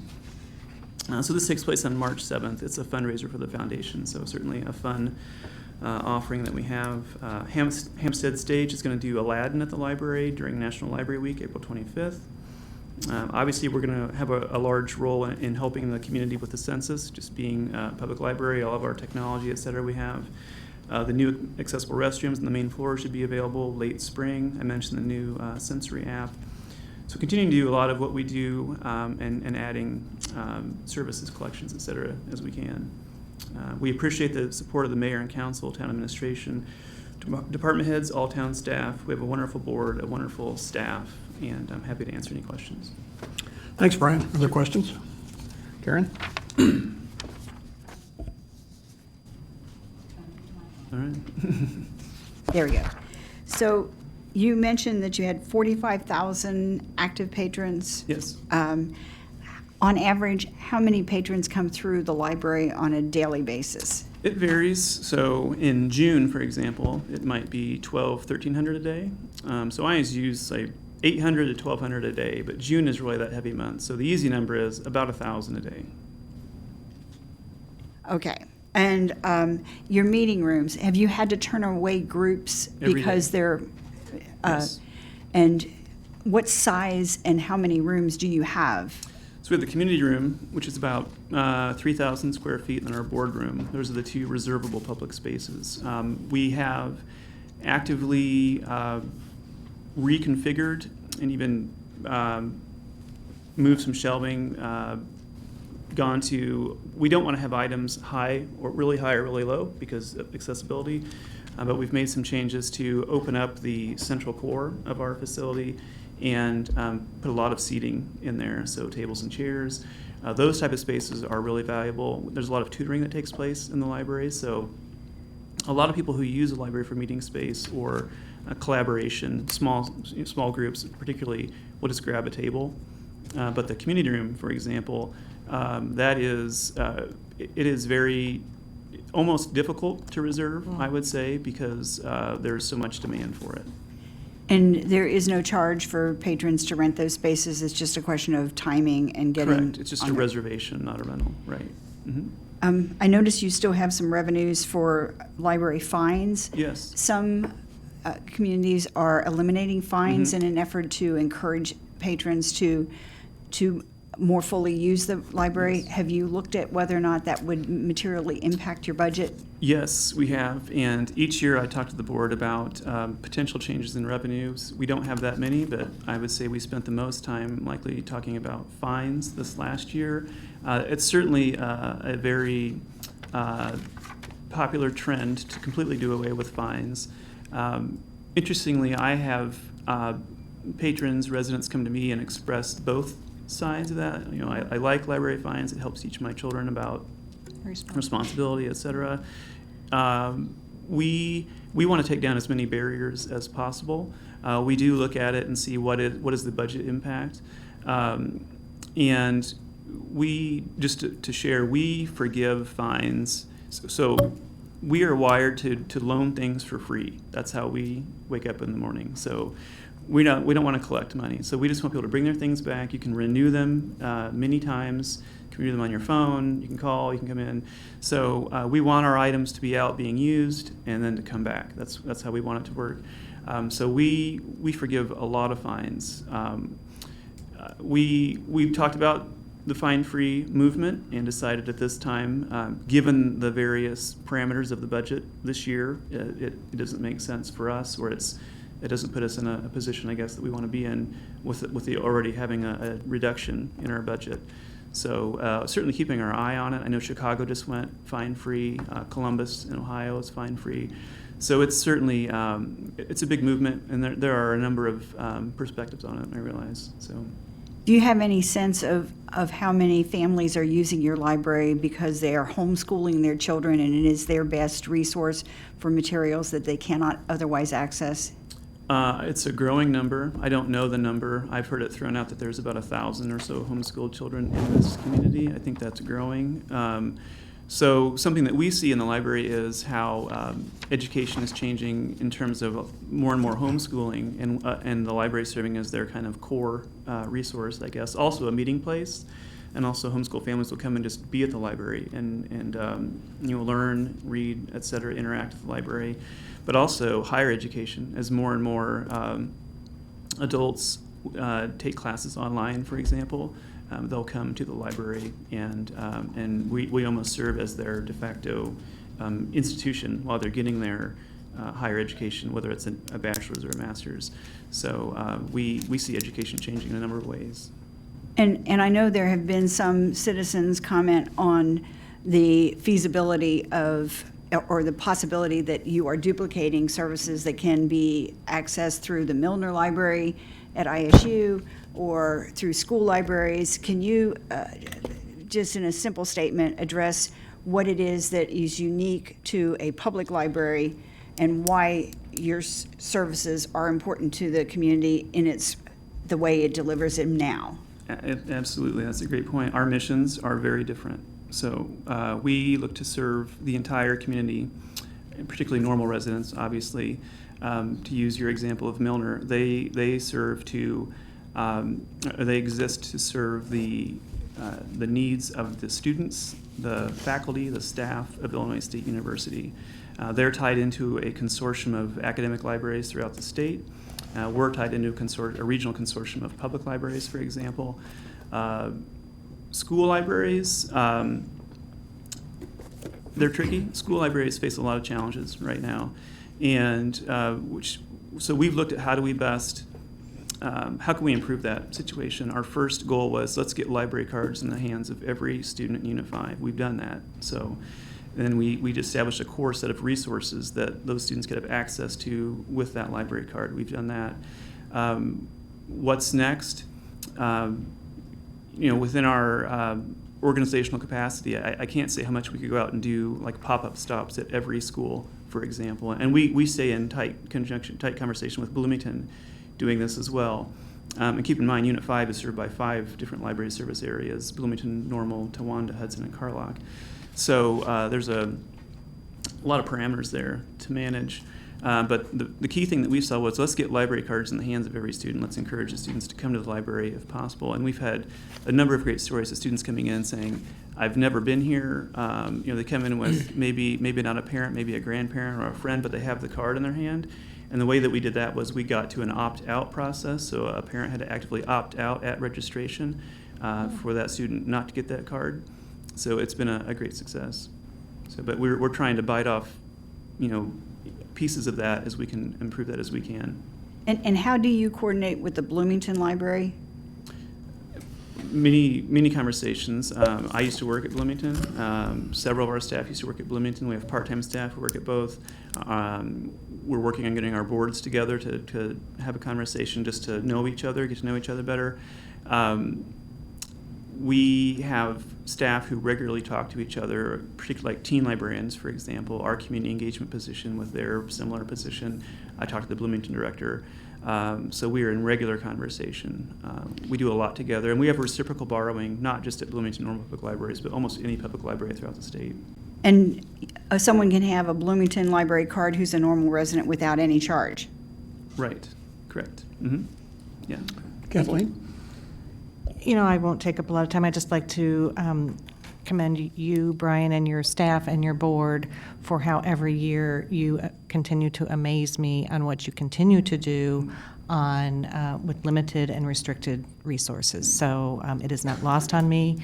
I don't think it should be lost on any of us how amazing of a job you do. So thank you. Thank you. Scott? I would echo that last comment from Ms. Lorenz. Thank you to you and your team, as well as your board, who I know has full-time focuses elsewhere, for being here today, too. One question as it relates to library replacement. $140,000 for a roof for part of the building is I mean, no small amount. Can you give us a little more feel as to the consideration given with the, kind of roof, or how you guys approach that, not necessarily knowing what the future of that specific property will be, Yeah. 10, 15, Sure. 5, I don't know, 20 years from now? So, in a nutshell, we need a good roof. So, EPDM is what we're looking at. We don't have this out to bid yet. That should be probably in the next month or so.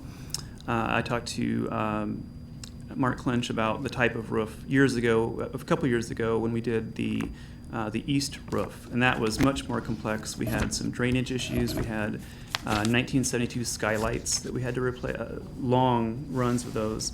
At that time, we were, I would say, less certain of our future, I guess. So we really talked about, do we just put a coating over that roof, for example? It was a PVC material. My gut feeling, I guess, was, since we don't know exactly, let's go ahead and that coating is not inexpensive by any means. It's less expensive relative to a new EPDM roof, but we went for the EPDM roof, and I sleep better at night, I would say, and so we are going to match that same material. And one thing about not knowing if we're going to be there, our facility has, it's a good facility. It's not a great contemporary library for a community of our size with the expectations of our users, I would say.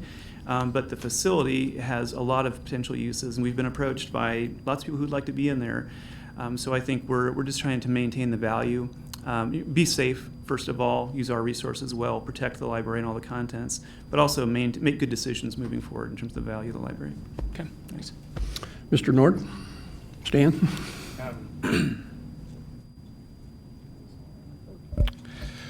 First, I too wanted to applaud the library and you, because you are very community-minded. It's not just residents of Normal. You've got library cards in the hands of people all around Bloomington as well, the south sides of Bloomington too. So that, I think, is great. And collaborating with the Bloomington Library, fantastic.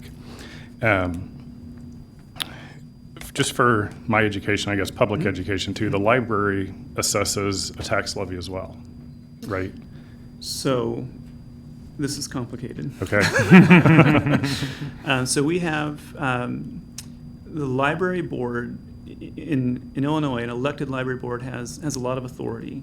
They do not have the authority to bond or to set the levy. So those actions have to go through the corporate authority. So in our case, the town council.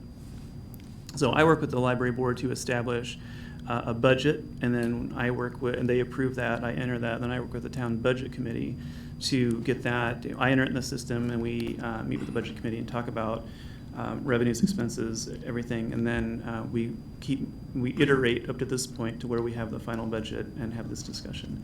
So our board relies on the town council to set the levy for our budget. So is it a separate levy than what we just approved here last month, or is it inclusive of that? It is included in that levy. Okay. Thank you for that. Then, within your budget document, you've got, in the library fund, there's going to be a planned increase for property tax in 2120 of, what is that, almost 400, or yeah, almost 400,000. Yeah. Should we expect then that that's going to be No. going up here? It would be nice, but no, I don't think so. We are planning that. Whether or not that actually comes to fruition, no. We'll look at the whole package next year in terms of the bottom line of the property tax levy, and then we'll try to manage that bottom line number. In all reality, it likely will not be that level that we project in the budget. It will be likely something less. Okay. I can explain that just quickly too. That was, so when the board approved the budget before budget committee meetings, then the 21, 22 and out, those are still, those don't reflect where we are today in terms of the next fiscal year budget. So those were based on higher numbers in 21, for example. So Okay. no, I don't anticipate that number to be there. Okay, good, thank you. And then one last thing is more just a comment. Whenever you guys are considering a new library, I just ask that you all, whenever you guys sit down to talk about it, Think about the location to serve the entire community. What's best for the library and the people that Yeah. it serves, not what's best for, say, one particular area in Sure. town to Yeah. receive that, like uptown. Yeah, okay. Thanks. Thank you. Yeah, thank you. Kevin?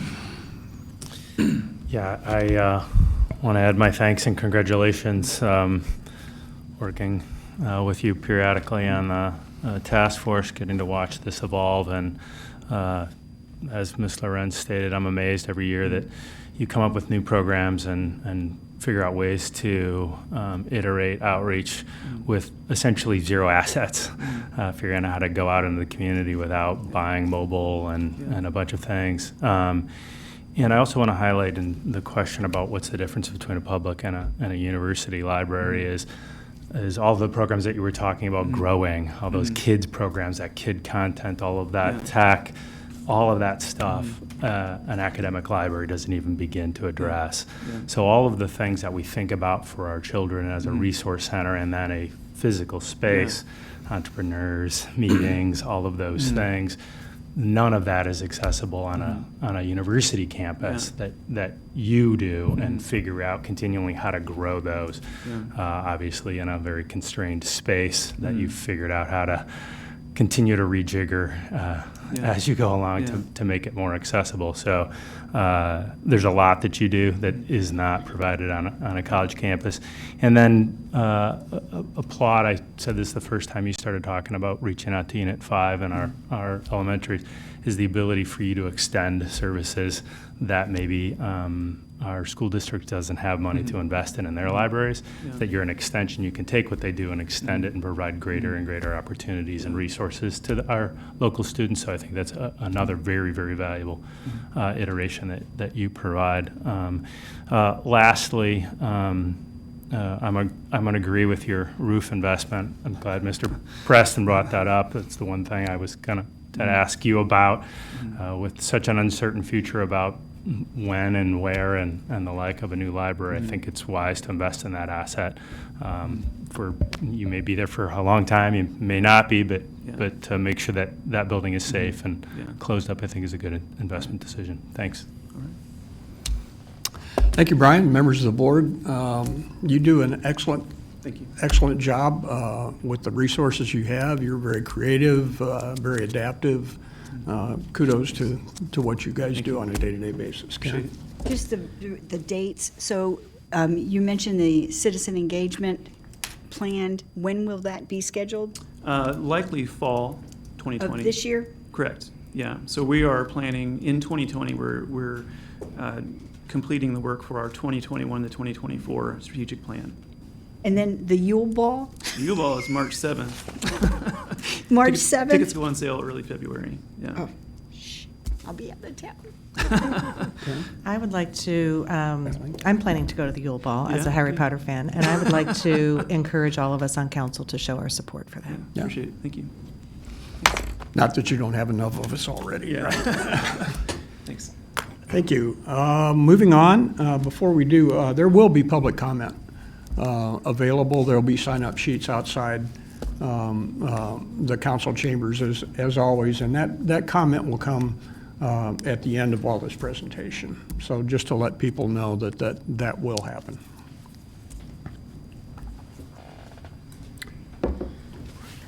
Eric, you're on.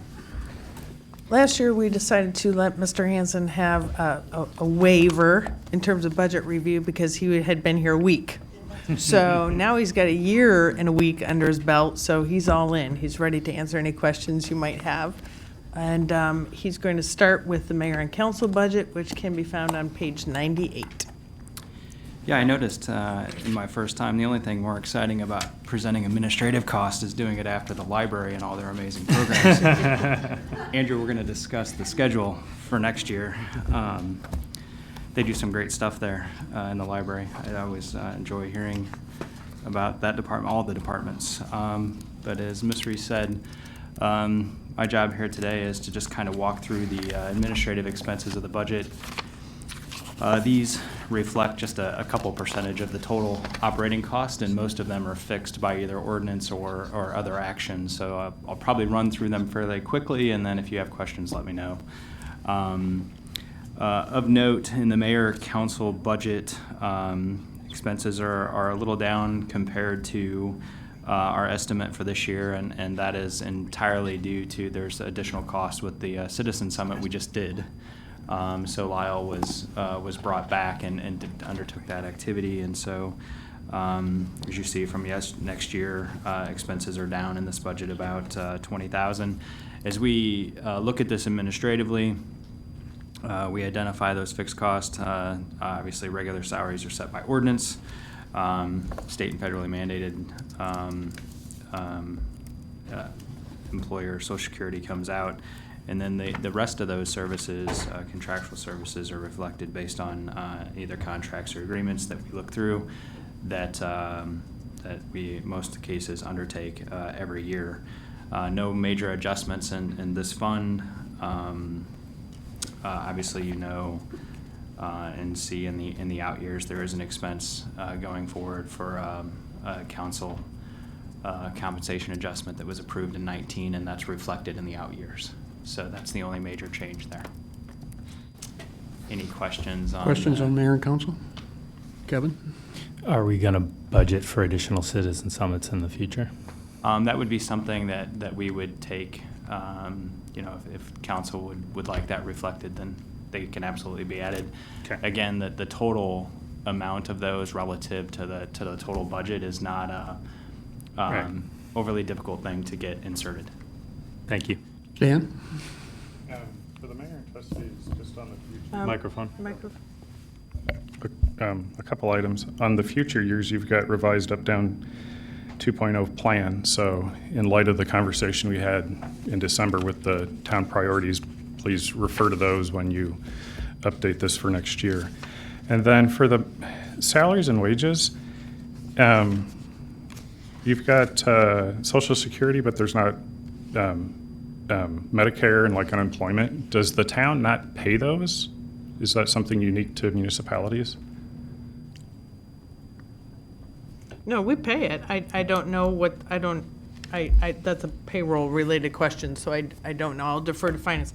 Before we get to that, though, can you clarify where it is that you want us to make an amendment? Was it regarding Uptown 2.0? Oh, under future years on page 98. On the narrative on page 98? Yeah. Just to consider that whenever you get the priority setting results from December. Absolutely. We generally try to incorporate in our comments, our narratives about what departments are doing, including what mayor and council is doing, and we try to reference the adopted plans. So however council chooses to move forward with adopted plans, we will incorporate that as much as possible in the language here. Yeah, I mean, it's just that input was given before the document, so it's just reiterating. Document has look still at been the- adopted, it's just what portion of the plan we're going to move forward with. So does, you know, so. Okay, And to be clear, there are no dollars allocated for the Uptown 2.0 plan reflected in the out years. It's the narrative on the left is reflective, as Ms. Reese said, about priorities that have been previously identified, but until those expenses would be actually approved by the council and actually inserted, there are no dollars reflected in this particular budget. okay, good. And then, is there a gap? Under salaries and wages for for the administration, is there a cap? Because I didn't see that under the salary schedules. For that- mayor and council? For, Right now, we're on the mayor and council budget, pages 98 and 99. okay, so I'm skipping ahead. Okay, You're ahead of us. then, that's all I had. Thank you. Just one comment on your question regarding Medicare and Social Security. We do pay both of that. They're both in a line dedicated as employer Social Security. Medicare is in there also. And unemployment, would that be included in there as well? We pay unemployment with the state as needed. They, you know, That's it, that's in the general expense line, that's not by department. Okay, We okay. pay that organizationally. right, correct. Any other questions for on the Move mayor on. and council budget? Okay. Okay, now, we're moving on to administration, which is the next two pages, 100, 101. Okay, so relative to this particular line item, you'll note reflected, based on actual 18-19, there were a number of changes and cuts in the administrative line item, which resulted in a pretty sizable decrease, which has been sustained. The only thing that's really different here, we did request some part-time help on the administrative assistant side with just one individual. That individual is essentially not able to take any time off because we don't have any other coverage. We also have other demands administratively, and so we did request that, and that's reflected in the part-time salaries, which is a change from the previous year. We've already discussed the health, dental, IMRF, all those associated costs, and they have obviously increased this year for the reasons that have already been identified. Pretty much status quo on professional travel, training, dues, operating supplies, so forth. But by and large, if you compare, the pre 2018-19 changes that were made to now, the administrative department is down in expense about $200,000 over previous years. Thank you. This would be the time. He's here? Yes. Okay. Kevin, you want to take it? Sure. My interview's here. Good luck. I'm going to step in for a few minutes while the mayor steps out. Do we have any questions on administration budget? Mr. Nord? So this would be the point for that. For the employee salary schedule, town administration isn't listed on there. Is there a reason for that, or did I miss something? No, No. They the are? positions are. The positions, but under the salary schedule? City manager is not. City manager is the only position that is not reflected in the classified salary system, but all the other administrative positions are reflected in there. Okay, why is that? Because the city council sets my salary. It's not part of the classified salary system. Okay. Any other questions? All right, moving along. Isn't this exciting? I mean, I'm excited. I would ask Brian to come back up and help, but, I'm making this as fun as I can. Boards and commissions, obviously a very small allocation there. One dues. This is where we fund some of our special programs, like in support of, get to it, Sister City, MLK events, sponsorships, the Racial Equity Summit. That's where that 33.5 comes from, if you want to know what's in this budget. But aside from that, this is status quo across the board. Any questions on boards and commissions? Mr. Nord? For general expenses, under professional services, on page 105. We're not there yet. We're not here. I We're keep not there skipping yet. ahead. We're on 103, 102, 103. No questions. Okay. And that's not even me, that's Andrew later in the day. Off the hook on that one. All right. We good on boards and commissions? Moving on to communications on page 106. All right, awesome. So this is it for me. No, we do general expenses later. So just for council review, on your agenda, as we move along to the topics, the page numbers that we're moving to are on the right-hand side. It's a little easier for you guys to follow along. So we're moving on to communications. It shows Mr. Eric Hansen, and that starts on page 106, just to make that a little easier. Mr. Hansen, thank you. Great, thank you. A few items of note here. Obviously, the reflected change in salaries is related to, hopefully we'll be bringing on a communications director in this fiscal year, and that's reflected, obviously, the associated costs with that, along with the staffing. Nothing significantly different in contractual services or advertising or those kind of things. A couple of things that I would like to note. One of the cool things that we're able to do in collaboration with our innovation and technology department, we have our own certified drone operator now, and so we used to pay for those services at events where we would have them come and take videos and photos of community events. We actually do that in-house now, which is part of the decrease in the contractual services line item, which I think is pretty cool, that we have that capability. The other thing that I would note in this budget, and I discussed this with Ms. Reese yesterday because we're have a lot of focus right now on the census. There are some expenses related to marketing and the census, and you'll hear more about this, but to help you understand relative to what Mr. Hune was saying, the census estimates that for every person that doesn't get counted, the town loses $1,400 a year for every person for 10 years. Every 100 people is 1.4 million over the life of the 10 years. To put that in context, the census estimated the town of Normal was undercounted by about 26%, or somewhere between 12 and 15,000 people in the 2010 census. So you will be seeing, and what's reflected in this budget is a fair amount of marketing-related materials related to the census, especially starting February, March, April. You'll see things, magnets on cars, on our garbage trucks every day, wraps. We're looking at buses and things. We've got to get our people counted. It's very, very important. But I also would put in a plug, because another thing that's in here, almost all of that work is done by design interns from ISU. And they do a phenomenal job at a much reduced rate, cost. That if we had to outsource that and contractually have that design. The students do phenomenal work, and they are a tremendous cost savings to the town. And they do the designs for all of our festivals and so forth. And I know Culture Arts has one as well, Park and Rec, but they do tremendous work and are a huge component of our communications team. Because on the administrative side, we have currently one full-time staff member and all the rest are interns. So the work that they're putting out is pretty phenomenal given the costs that are reflected here.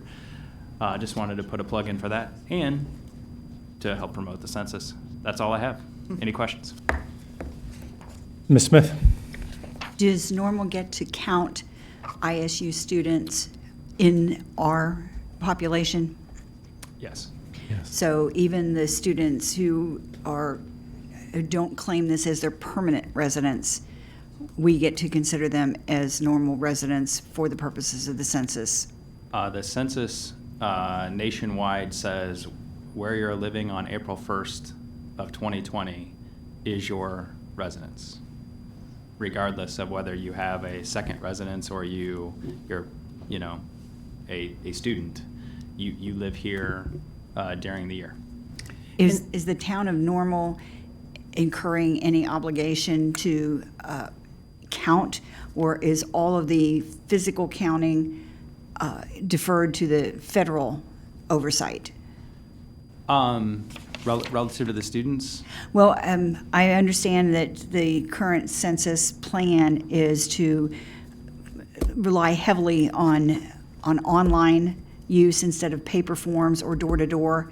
And I didn't know if the town was intending to supplement any of that to help offset the potential for some miscount or undercount. Oh, we have reflected in here, from a marketing standpoint, the library and a number of agencies are going to have kiosks that are available. But relative to the actual paid employees, they're all federally funded positions through the Census Bureau. Mm-hmm. And they've been actually in town doing canvassing since August. We've had census employees, all communities have had census employees out canvassing, identifying addresses and the like. So I didn't intend for this to turn into a census discussion, because you'll be hearing from me again. Yeah. But yes, all that's reflected in the budget is some dollars that we've allocated for additional marketing above and beyond what the feds are doing, that we believe would be beneficial to reach a multitude of audiences to get our folks counted. And yes, one of the challenges this year is that it's a predominantly online process rather than everybody gets a paper thing mailed to them. So we've got to re-educate folks that have been through it about the process. And every time we've participated in a census, back in the mid-90s, we did a special census. The challenge has been to work with Illinois State to make sure as many students are counted as possible. Illinois State has always been very accommodating, works with us, and they're part of the Complete Count Committee. And getting as many students counted is certainly to the community's benefit because of the revenue generated. And I do want to mention as an alert that Illinois State is enticing more international students to its campus who may not be familiar with this process and may have language barriers to be considered. But despite the political conversation surrounding it, we do get to count both citizens and non-citizens in the census. That is correct. Mr. Preston? Just a real quick follow-up on the census. As it relates to marketing and reaching out to Illinois State, another good avenue that I would assume we've considered, or if not, maybe worth considering, is the large student apartment management companies that seem to have marketing access to a lot of the student body who lives in Normal. Thank you. Mr. Nord? Again, regarding the census. So the town has like roughly 50,000 people, from my understanding then. Whatever our college's enrollment is, if you subtract that, that's people that are non-student. I mean, is that kind of right? We really have a population of, I don't know, roughly 30,000 people? I don't think and that's 20,000 students? reflective. Is that kind of? Because if you look at the census map, and they actually can go down by neighborhood blocks, the vast majority of the not counted are students. Well, it's not who's not counted, but I'm wondering for like lives living here. Do we have 50,000 people living here, or is it 70,000 people living here? Well, if we counted all of them in reflective, it's probably closer to 60 or 65,000 people are living here every day. We're only getting funding for 52,706 because that's what the census number said from the last count. And again, if you go into the Census Bureau has phenomenal information available. You can go in now and go to Normal, go to any community in the country, and get down and delve down into the census tracts and determine what the approximate census participation was in 2010. And we know there's a high percentage of our undercounted area in and around the campus. Sure. So the 52,000, if say we were really 60, 65,000, the vast majority of those, the increase would be students based on what census has provided us.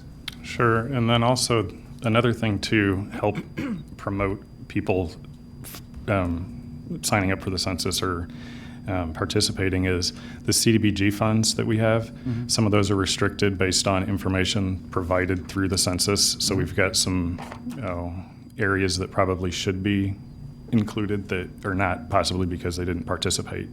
Sure, absolutely. I mean, CDBG, Department of Transportation funds, water, you run through the gamut of state and federal assistance pass-throughs that come through to support those in need and infrastructure within local governments. And almost all of it is entirely based on your census count, and it's a 10-year thing. It's not a one-year problem. So this is a very important process, which is why we're actually have allocated some dollars to try and increase our count. I'll just add to say thanks for bringing that to our attention. If I'm doing the math right, that's probably at least about 10 million in funding. That's correct. It's real money. It's very real money for a long period of time. The only other comment I want to share with council in terms of the communications department budget is 2 years ago that budget was 396,000, almost 400,000 2 years ago.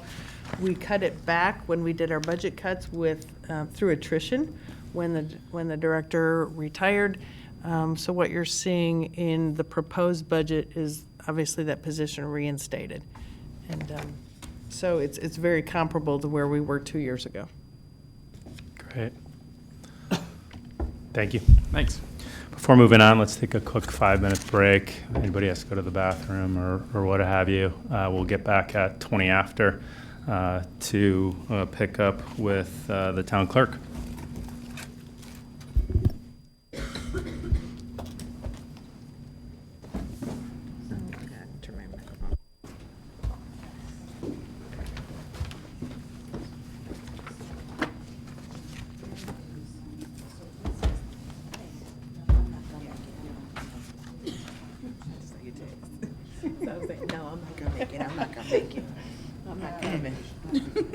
You're funny. I don't accept that answer. I don't accept that answer.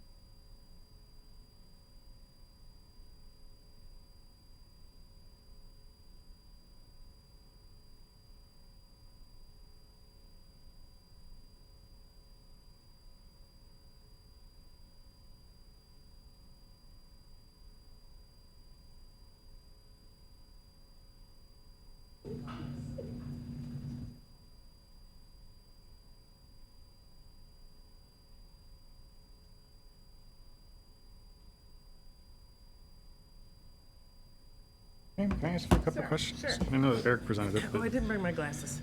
so professional services, Which line? this General is expense? general expenses for city manager.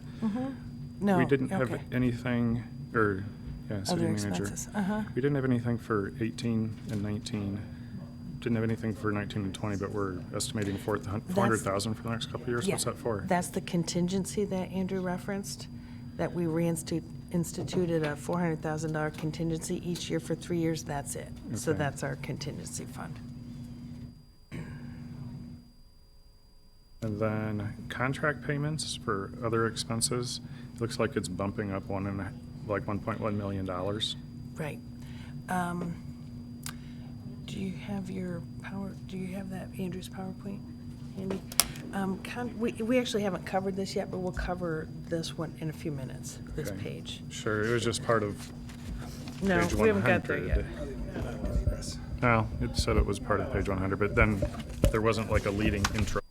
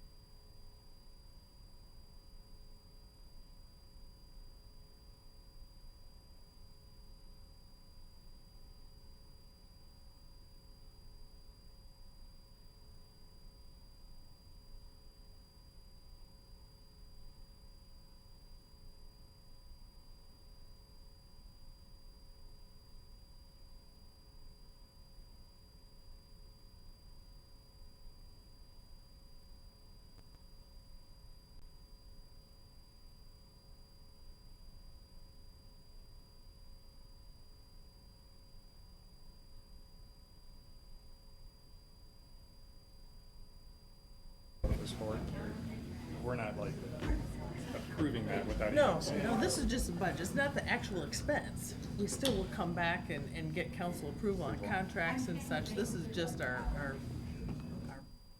plan.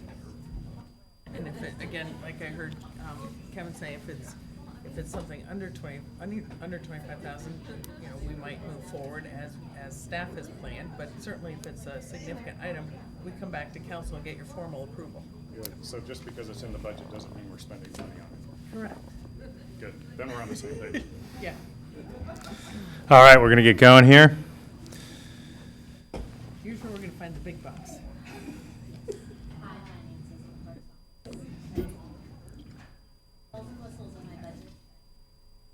All right, we're going to start with our town clerk, Ms. Honker. Okay, just a couple quick highlights this year for the clerk's office. We have recently replaced or in the process of training the new deputy clerk. Teresa Dunham joined our team in late December, so she is working alongside Allison right now to learn the ropes and get familiar. In 2019, we implemented a new FOIA software system, which helps us to streamline the research and fulfillment process, provides faster turnaround time between departments in the clerk's office once that fulfillment has been completed. And it also provides a centralized point of communication specific to each of the requests. You've also already heard that we have requested a part-time staff person to assist in the processing of FOIA.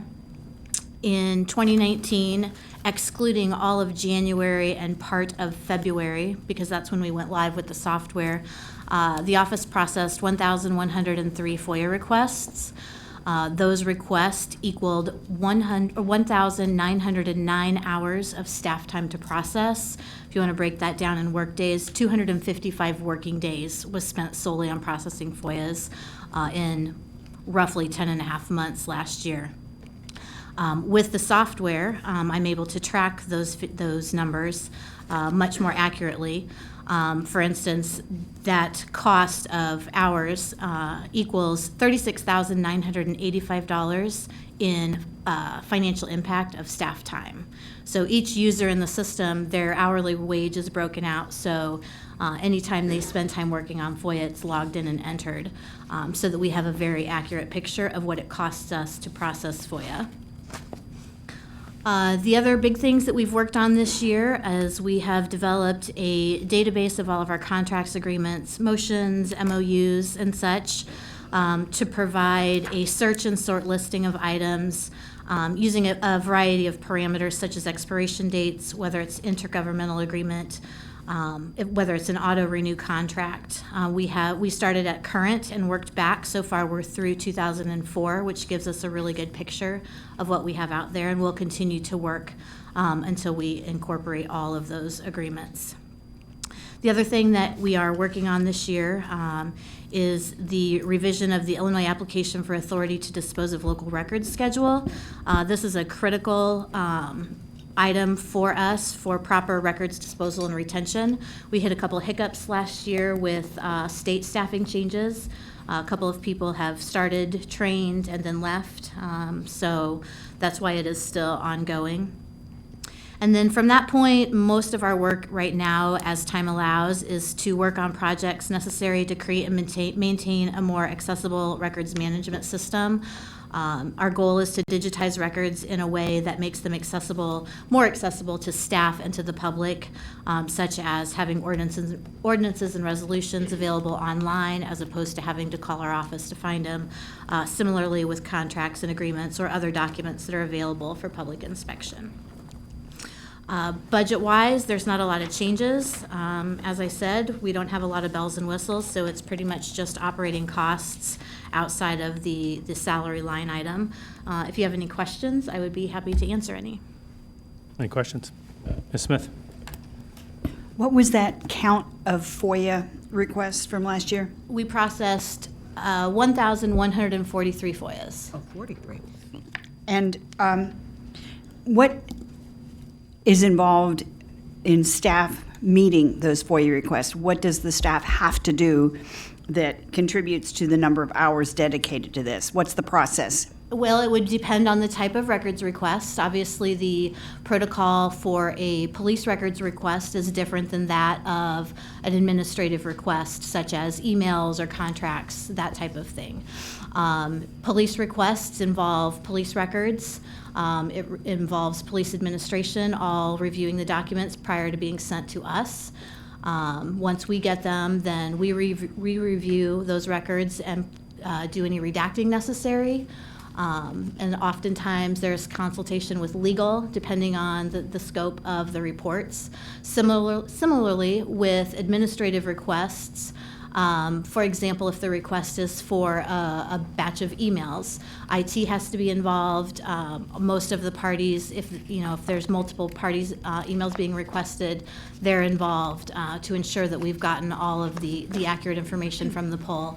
And then my staff has to physically read every single word of every single document for anything that needs to be redacted prior to being released. What type of information are you making sure you redact? And is there somebody reading over it after it's redacted to ensure that there's compliance with that? Well, we are the point of compliance. So the short answer in that is no. We are confident that as we're making redactions, making those choices, that it is accurate prior to going out. As far as, what was the first part of your question? I'm sorry. So what kind of information are you making sure to redact? Again, it depends on the nature of the request. Obviously, with police information, there are a multitude of statutes, private information, invasion of privacy. It could be, well, there's a long list of statutes with law enforcement. With more administrative, then it becomes mostly private information, personal emails, personal phone numbers. Not necessarily always, but oftentimes those are the items. Every once in a while you will see where it might be proprietary information that can't be released, or financial information that may or may not be able to be released if it incorporates any kind of formulas that are specific to that particular document. At this time, is the town charging anything for complying with these requests, even for the cost of copies or It doesn't paper? allow to charge to just process a FOIA. We have a small window of opportunity to charge for accident reports. We get $3 for an accident report, and in the grand scheme of our requests, that is not a lot of money. We can charge for per page after 50 pages if they want it printed, but most of our requests now, they want it all in digital form. Okay. Ms. Lorenz? I've got a question for you about the reason why we're seeing year after year increases. Are those coming more of the two categories you mentioned, more on the administrative side or more on the police, and why is the increase happening?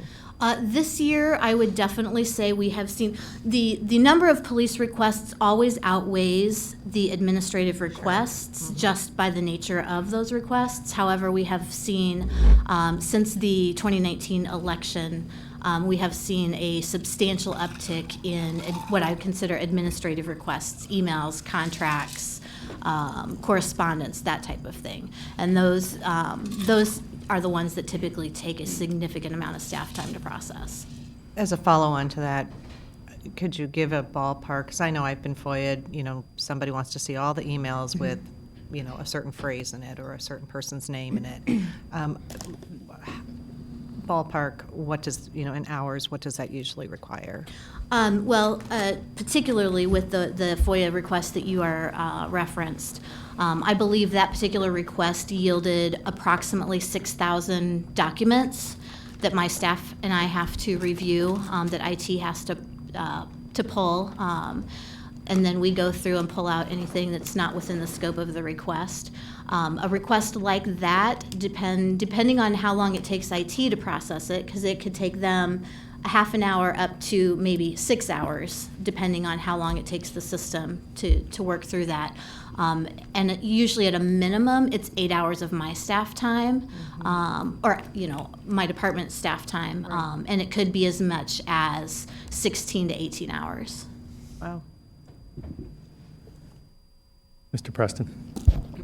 Thanks. Following along with that on the FOIAs, are there any, FOIA seems, from a staff perspective, have long gotten the vibe that it is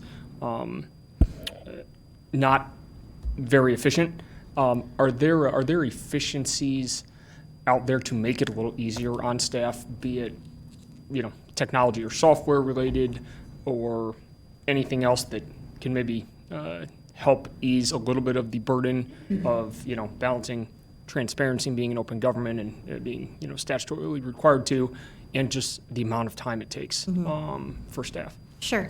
So I will say, since I started at the town with processing FOIAs to date, we have made great strides in getting that process to be much more efficient. When I started, I was still using big fat Sharpies and manila folders so that I didn't get it on my desk, where we had, anywhere between 3 and 5 copies of every FOIA to get it out so that you couldn't see through the marked redactions. We are now at a software platform that assists with that greatly. It auto-populates with the redaction reasons as we select those, so we're not manually then creating letters on top of that.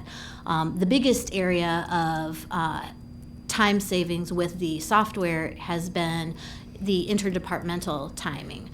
For example, if police pulls a FOIA at 8:30 in the morning when their records associate comes in and she has it ready, it used to then go to their mailbox. And it sat there until the afternoon when somebody brought that over. Now she uploads it into the system and we have it immediately available. So we have cut down significantly on the wait time between departments. As far as the actual processing of the FOIA, there is not a lot that you can do because, like I said, every document has to have eyes laid on it, regardless of what it is. Obviously, if I know that it's a contract that's been approved and it's gone through council, it doesn't have to be scrutinized as much as like emails would. So there are time savings in that type of thing. But as far as that portion of it, there's not a lot of options we have at this time. And just to clarify, by inefficiency, I mean what your staff and you are mandated to do by the FOIA legislation, certainly not anything within your department. No, the inefficiency just more by the mandate. So you answered my question. Okay. Thanks. Ms. Smith? Just to put it into perspective, 2,080 hours is considered one full-time equivalent. So this 1,109 hours is at least half a position just for FOIA request. Was it? It's 1,909 hours, which is 255 work days, and I believe a work year is 261 days. So in essence, yes, it is a full-time position. And that's in 10 months? Did I And hear that that correct? is 10 and a half. We went live mid-February. Okay. So the numbers from January and that first week or so of February are not taken into account in those numbers this year. Okay. Mr. Nord? The question that I've got is, we've become more efficient with technology and process to process FOIAs. And I've heard that there's been an increase in requests, but on page 333, where it's got the performance measures, in 2016, there were 1,300. 2017, there were almost 1,200. And I mean, if you look at page 333, the numbers, I really wouldn't say has been going down, but it's been kind of fluctuating up and down. But in 2019, we only had 1,143. In 2016, we had 1,300. With the efficiencies and process changes that have been implemented, what am I missing with this performance measure? Because I don't see the number of FOIA requests going up. It's the nature of requests. We do average approximately 1,200 a year. Yes, our numbers were down by about 98, I believe, this year. Again, not accounting for the month of January because we didn't have the software in place at that time. So piecing together as much as we could to get the accurate number for 2019.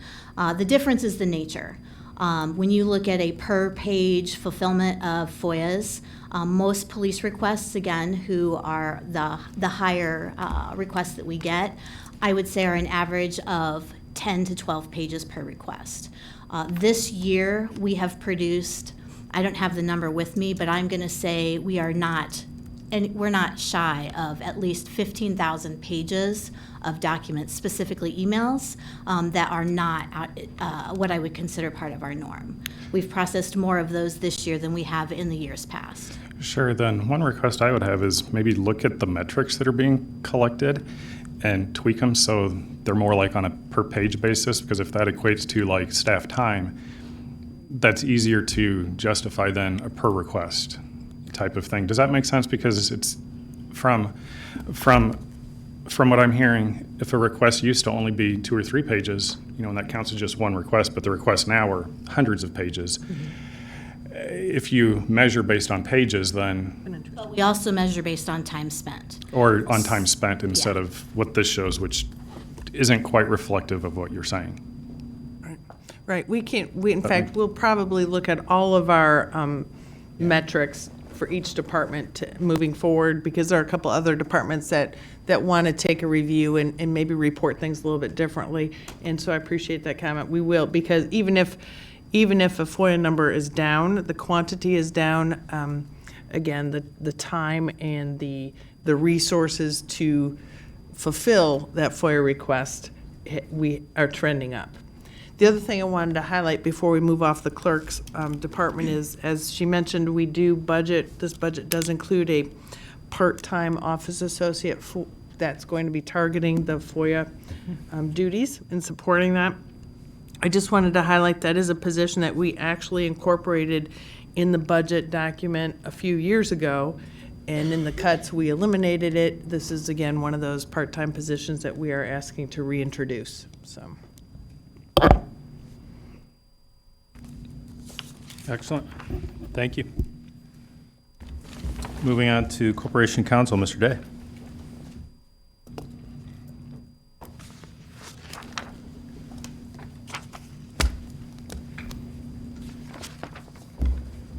Just to kick us off, I would like to commend the clerk's office with their FOIA processing.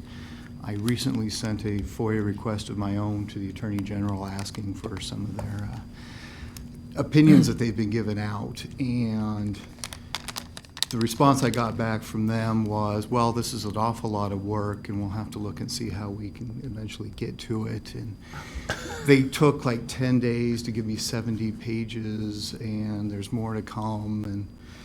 And basically that office wasn't able to do in a month what our clerk's office typically does in probably a day.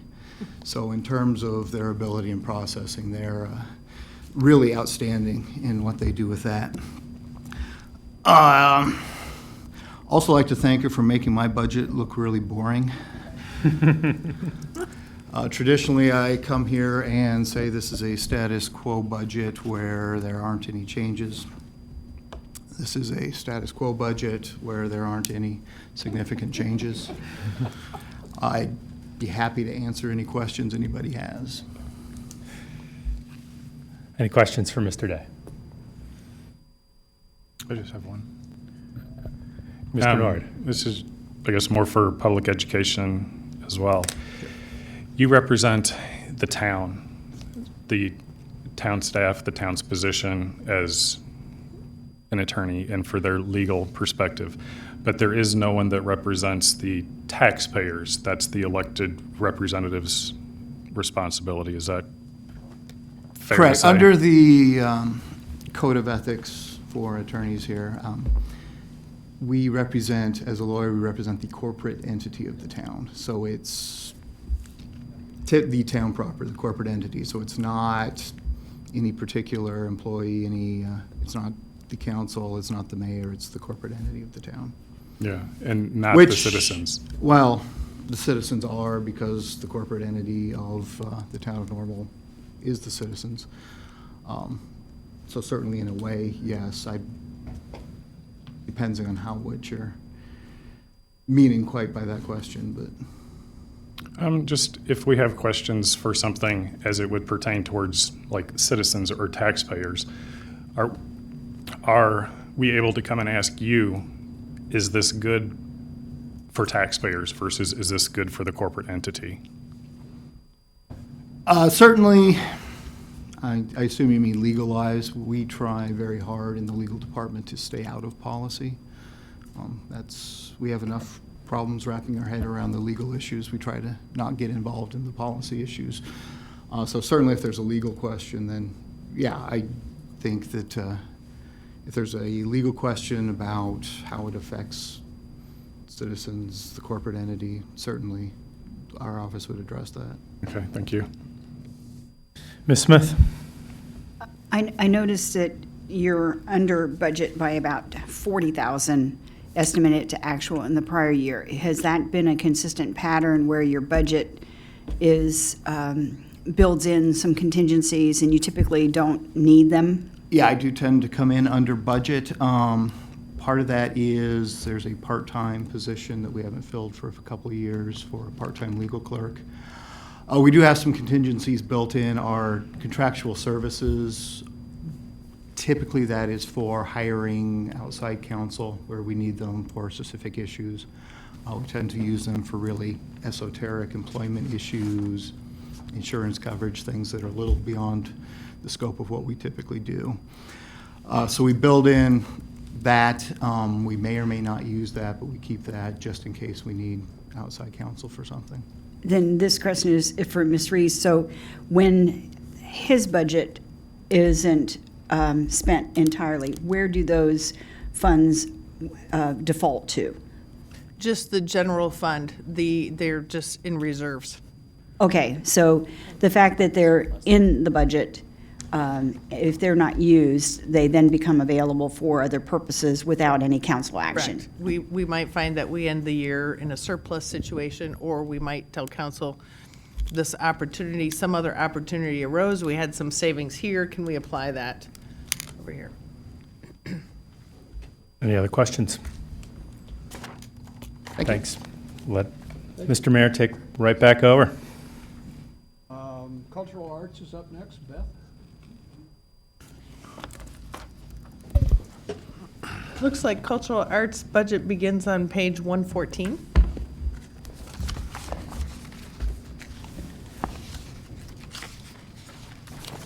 We had a really big year for cultural arts, as the cover of your budget shows. This was the 25th anniversary of the Normal Theater having been restored and beginning a new look or a new movement in Uptown Normal. I guess now Uptown, back then it was downtown. So 25th anniversary at the Children's Discovery Museum as well, including a 15th anniversary of being part of the town, and a lot of events. So revenue was up for both entities compared to in fiscal year 19. At the Children's Discovery Museum, our membership is the highest it's been in 6 years. Visitorship is trending back up. Our under two in attendance is up, and that's actually part of our free admission. The parents are paying, or in one case we had a grandchild who clearly was the first grandchild with 6 adults with her. They all paid, she was free. That is a future paying representative coming in, a visitor coming in, so that is how we treat that family. Family events and rentals were up at the Children's Discovery Museum, which is a revenue stream, which we were particularly happy about. And our foundation, which supports with nonprofit and philanthropic efforts, is stronger than it's been in a while. Their annual report looked great. We're on the verge of opening up our Healthy Me exhibit in August, could even be earlier, depending on a few things, of this year. And we continue to have really good grant-funded STEAM outreach programs that reach all across McLean County, not just in Normal. If you look at our attendance at the Children's Discovery Museum, we're seeing people coming for field trips and classes and family visits from over 100 communities across the state. Last year we had 27 counties represented, so definitely bringing in outside dollars into our local economy, which is a big part of why we're in the town of Normal. Revenue as well up in fiscal year 19 for the theater. Our rentals dipped a little bit, but still we were significantly up over the last 4 years. Film attendance is title dependent. That isn't necessarily how we measure our success, but certainly we look at that and we're constantly trying to nail down what it is people want. And that is not the easiest thing to do. And frankly, with that industry changing every single day, with mergers, it is changing how we are able to get certain titles, in particular, like when Disney buys Fox Searchlight, the level of red tape gets thicker and thicker for us to be able to get an independent film that 5 years ago would have been right in our wheelhouse and easy to get, that the big boxes didn't want. And so now what happens is sometimes they'll get it because they have a contract with Disney, and they'll put it on one screen, show it for 2 days. It barely gets any attendance, but it blocks us out. So we're navigating those waters, and the whole industry for art house film is actually doing that. And we've got, it's part of why we go to the national conference. We get real good FaceTime with people who are fighting this fight on the front lines. But still not a big hit. And revenue was certainly up. Overall attendance for the theater was a little bit down, but that was more about us not doing as many events that were not revenue generating. So we cut, for instance, the vaudeville nights that just weren't performing well. We were self-assessing what was working, what wasn't, and if it was free and it wasn't working, for instance, we weren't selling a lot of concessions for that event. If it was something that we had started, there wasn't maybe a grant involved or something that could help support it, we were cutting those things in an effort to be efficient. But still, a lot of really good free community events that were in collaboration with partners across the community. So we're very excited about that, and we'll keep looking at that. Really, in the budget, the biggest impact for both entities is minimum wage, the increase going up. So you're going to see part-time wages increased there. Both of the facilities, have people who are working part-time. We've got a great staff. Most of them are students at Illinois State University or Illinois Wesleyan University. They are, working their way through school, and we are a big part of their education on top of their actual income. So we love them, and we got to pay them. So when that happens, you'll notice in the revenue for the Children's Discovery Museum, starting January 1st, we actually increase the admission price by $1. That still keeps us in a very competitive place across Central Illinois, but that's $1 more for each person who's coming. So if you have a family of 5, it does have an impact for families in McLean County. We are looking into the out years. We're looking at other increases as the minimum wage continues to increase to try to, deal with that. We're going to have a membership increase in the next year, and we're going to stagger them so that not every single thing is taking the same hit every single time. But it is certainly looking at the reality of costs going up and sharing that across our users. That being said, we have a lot of programs that we really work hard with our foundation and with our staff to get funding for, support for, that offers free and reduced programming. And Museums for All is one that we're particularly proud of. We just started it at the end of 2018, so 19 was the first full year that we were able to see our registration for that. And that is a program for families on nutritional assistance. That's how we define the need. So if they're on WIC or LINK, they can come in and they essentially sign up for a free program. They get their own membership card, and with that they get all the benefits of membership, so discounts and access to Member Mondays, but they're paying a $3 admission, and it's something that families have really used. We'd given away free memberships before, and they frankly weren't used. One year we gave away, I think they said over 160, and one of them was used. Since we launched this, we've had over 360 households sign up, and we've had over 1,600 visits in 1 year. And that is actually revenue from people who probably either weren't coming before or were doing it in much smaller numbers because of a price barrier. So we're really excited about that opportunity. We still offer our free pass that you can check out at both the Bloomington and Normal public libraries. Day of Play is free access to play. It's our big event in Uptown every year. And we have community events, and we tie in, obviously, into all of the Uptown events that are happening. That is pretty much the highlight. Oh, yes, and the development coordinator for the Children's Discovery Museum. So that was part of budget cuts before I arrived on staff. We have had a lot of activity since I've arrived. I'll hit my 2-year anniversary in February. By then, we will be well on our way to our second exhibit in 2 years, fully funded by private dollars, outside dollars from the town, not in this budget ever. And so the development coordinator is a position that I was hoping to see added back to the budget. And so my commitment to Ms. Reese and to you a year ago was that we were going to get the foundation strong again and get the membership built back up and have some active participation and fundraising. And in the last year, they have increased our net worth by over $260,000. So They have done what they said they were going to do. I have done what I said I was going to do, and our team, certainly in the Cultural Arts Department, is doing that. The main change for me, or for us, really is this development coordinator will be focusing on the museum, but there are lots of opportunities that cross over in philanthropy, fundraising, and grant writing that crosses over all of what we do in the Cultural Arts Department. And frankly, our staff anymore is very much intertwined in what we're doing for programming. So there will be some opportunities that I think have not really been available to the normal theater in the past, and maybe even for some of our festivals. So this is really going to be an important position, and it's partly funded in half by the foundation. So it's really a win-win for the town and the Cultural Arts Department. Thanks. Kevin? And I think there's a few others up. Thank you for the report, and wow, 2 years already, that went fast. Really, my comments are a thank you. Watching the CDM over the last couple of years evolve and grow, and it's always been an asset in the community, but to recap, greater participation, greater visibility, greater revenue and funding, streamlining programs, to make sure that their contemporary is a wow, given a position down and nothing but challenge to go out and get it done. 3 from positions down. Yeah, you talked about one. I knew when we cut, we hit the CDM fairly hard when we did the budget cuts a few years ago. So congratulations and thank you for what you've done. Thank you. Stan? The CDM overall, it's not like a profit center, is it? No. Okay. In your budget, I see that advertising is going up considerably for the CDM. It's a 20% increase? Well, and then actually, the what that others are? reflects is there were dollars that were adjusted from advertising and postage and printing. Some of that crossed over, so we adjusted.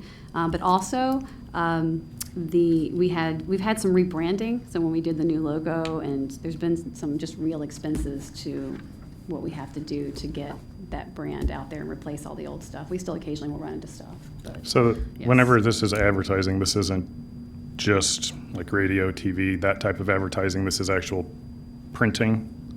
Well, there's 2 line items there, so yeah. So sometimes things will, so for instance, we always want to increase how we're reaching new audiences, and knowing that we have a statewide audience, sometimes the costs are different depending on where we're advertising and how we're reaching out. So we're working with our communications person to have a more comprehensive marketing plan. And in a perfect world, and what I hope to see is that it'd be really nice if it could be a profit center. It certainly Sure. is the quality of what a profit center could be, but it's the oldest fight, in entertainment and families, is how do you offer something that's valued and is not static and is dynamic and always improving, that justifies that higher cost. So can we keep it affordable? Can we keep it entertaining?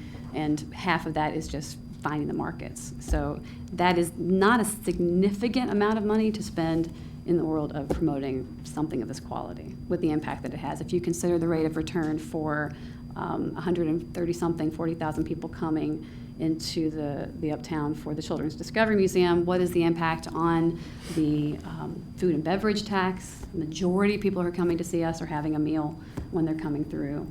What is the larger impact? It's well beyond 50,000.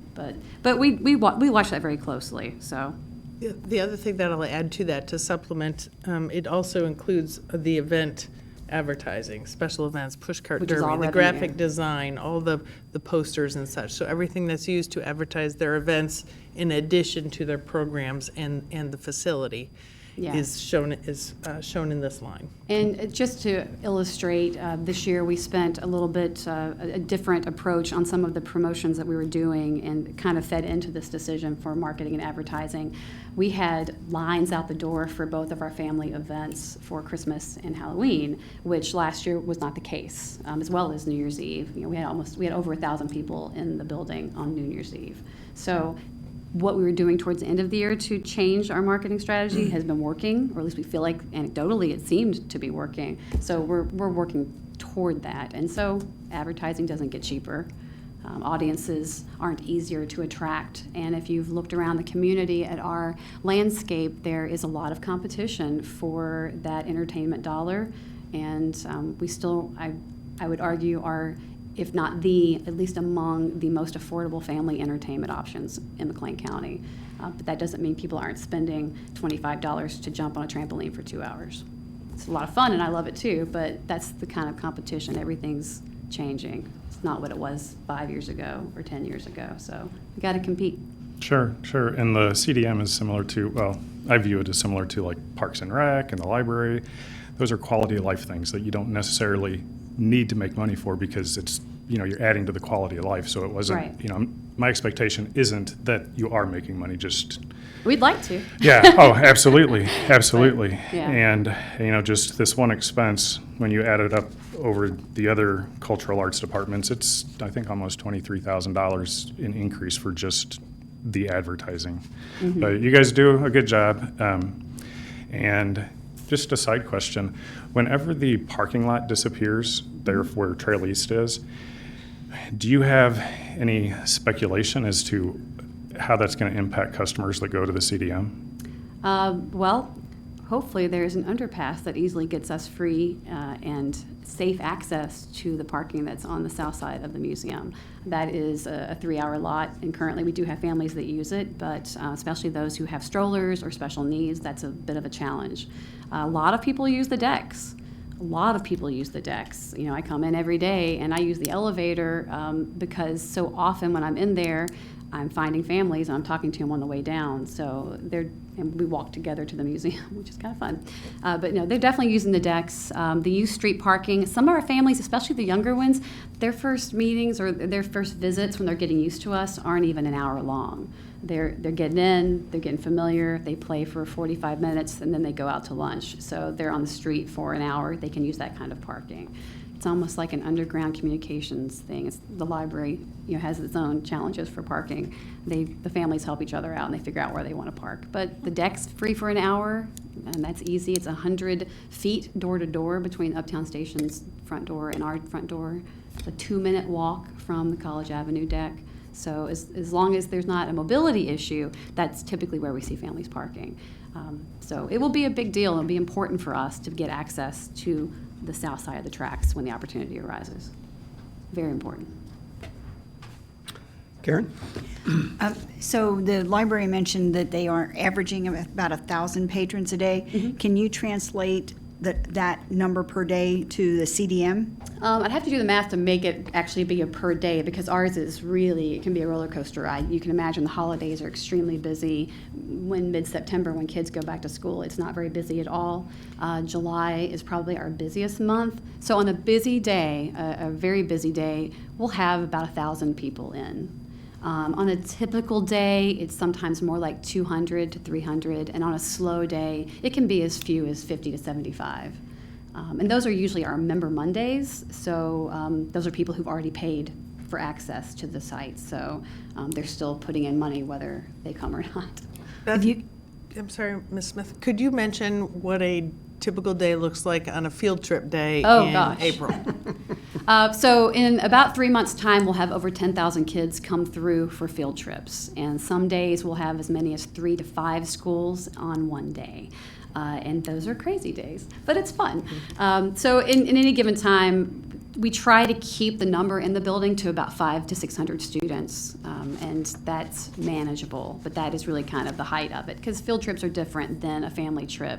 When you count, let's say, 1,000 people who are coming for a party, that's a very different experience than kids who are coming for an educational experience that is guided and has a lab attached to it, and probably lunch that they're eating in the landings. So that's probably more of a 500 to 600 person day, and we'll have those pretty much through March, April, and May. And I noticed that the Normal Theater, when I was first paying attention to that, it had just shows on Thursday through Sunday, and it's now expanded to practically a 7-day-a-week program offering matinee offerings on the weekends. Do you have a count of the average attendance at the Normal Theater? That's very title dependent. So, if you've got a Mr. Rogers movie, we had 300 people, 200, 300 people in those seats. If you have, an art house feature that's foreign language, you're probably looking at 25 to 50. It really depends on what's going on, of course, but Parasite is Korean, and it was 200 people. So again, it's very dependent on what is drawing people's attention. But you have membership programs for both the normal theater and for CDM. The foundation, is that strictly soliciting donations, that Yes. trying to establish a fund balance for stabilizing, planning in future Right. years? So the foundation is planning for exhibits and experience. So all the things that make the museum, the heart of the museum, and the physical components, the excitement, what we build our programs around, all of that is funded through the foundation. And And the membership is a revenue stream for the town for operation costs. For the theater, our membership program has actually been reignited. It was falling off a little bit and it wasn't working as well. For instance, you couldn't get membership online. Now you can. But we're also building in a lot of components that make that a value that is more representative of what you're seeing across the landscape in movie houses. So, anymore you go to a movie theater, they want you to be part of a rewards club. There's all kinds of benefits and perks to joining. We're doing the same thing, but we're doing it with, some extra restrictions, because being part of a municipality has some restrictions in how we are able to do certain things for selling tickets and financing things. So it's a little bit of a challenge, but we're working on it, and the membership piece will be really important moving forward. And you can do those under the umbrella of the town? Yes. For those programs, but the foundation is set up as a 501c3? Yes, so memberships are more transactional in a sense, whereas the donations are philanthropic, and that's the difference.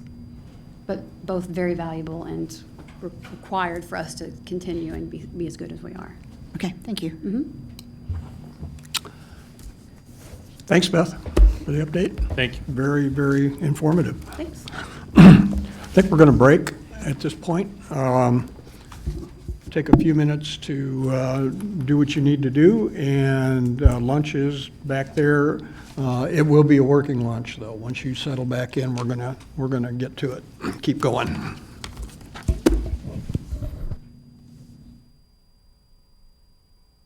Lunch is served back here behind council.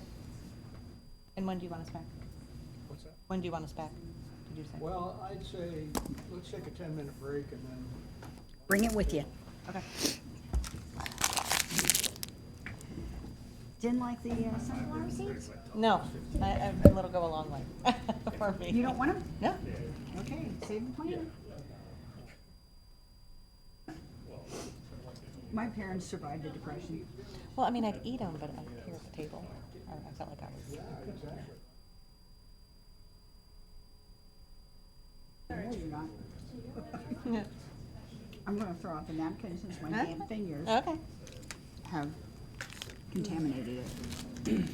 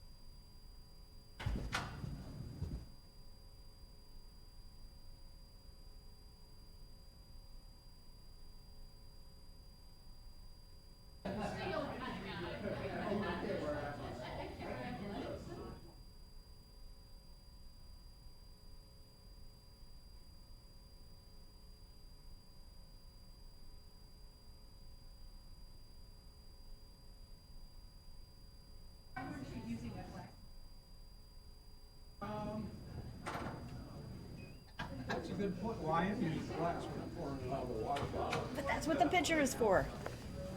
Oh, we do have a picture. See, they get put far away from me. I didn't even see one. Okay, you convinced me. Okay. I'm moving on. I've even taken to bringing my water glass to restaurants and using them at the beverage dispenser. That's probably a smart thing. Self-serve, why not? I make sure I have my receipt handy so nobody accuses me of freeloading. Oh, we're just having small talk right now. Yeah.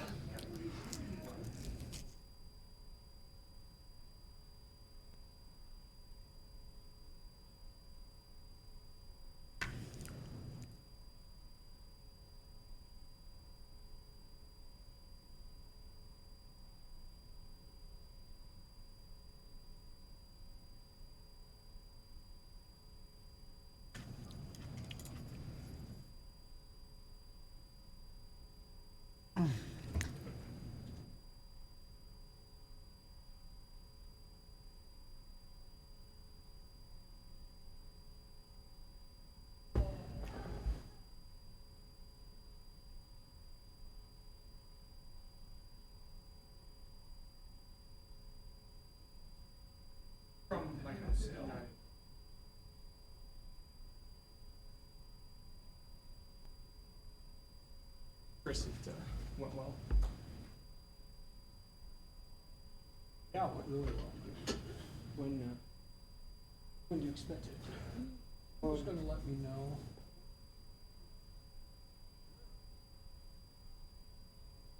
They're monthly, aren't they? Well, there'll be a big online deal with it, but he's got a full day of interviews tomorrow. Yep. Yeah. Talking to people at the plant, people at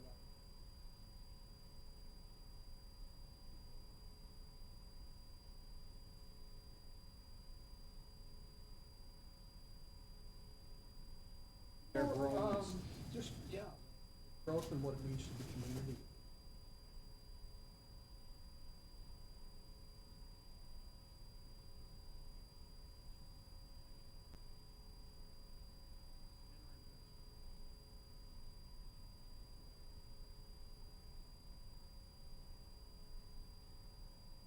It was a risk 3 years ago. It's a slam dunk now.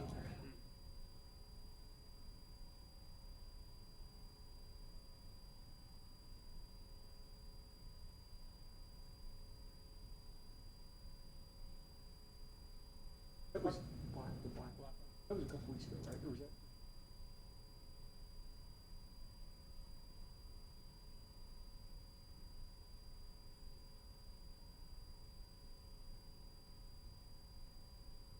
Or something in 2019? I hit 2.9.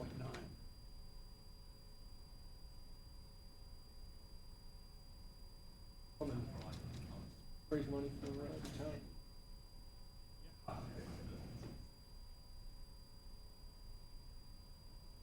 Yeah, right.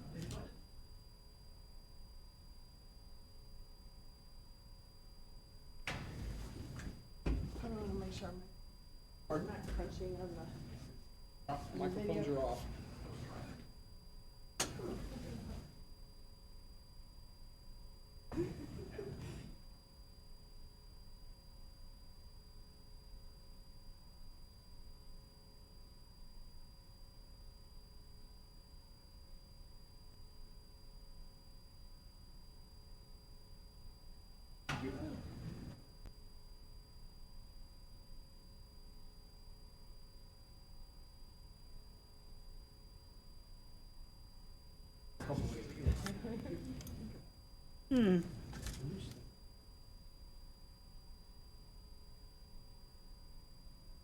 Karen?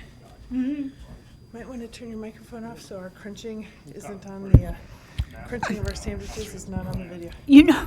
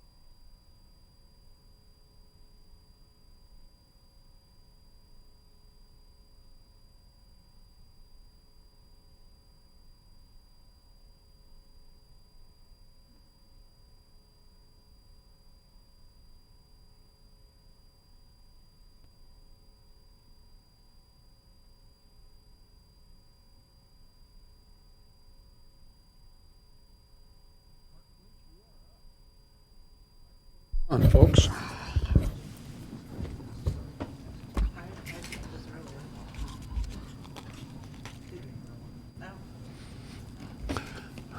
Hopefully, the excessive chomping won't distract you in your presentation.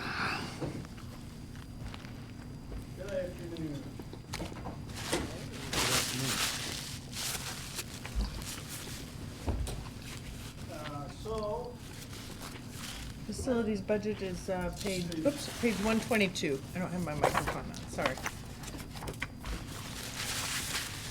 So by and large, we're pretty much a status quo budget this year and looking out. Mark, it doesn't sound like your microphone's on. It shows that it's on, but it doesn't sound like it's on. So if you could just pull it forward closer. Hello? Oh, there you go. That's it. Hot mic. Okay, so our budget is pretty much status quo for the most part, looking out without any major fluctuations this year or the out years. I would say that our department, by and large, focuses our philosophy on being in everything as a service kind of a department and experiential based. We want, being that we're primarily internal service, our customer base is the other departments. And we are very dedicated and determined to help support them in their success, essentially, is our core mission. We're behind the curtain. That's where we like to operate. There's a few things in our budget that were highlighted. Some money for assessments that have been made. We carry about a $7.5 million backlog on any kind of need from a fence rail to a roof. And it's kind of unnecessary to go through that, I think, because we have the resources we have, and we've developed a professional staff to determine the best way to execute the resources and services that we're allowed to do. And that's what we, through strict and intentional management, attempt to achieve for the community.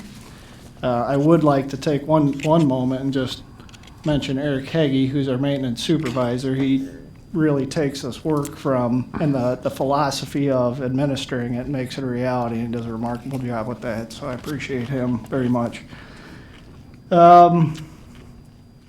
One thing that's new to us this year is the contractual services for Mark First.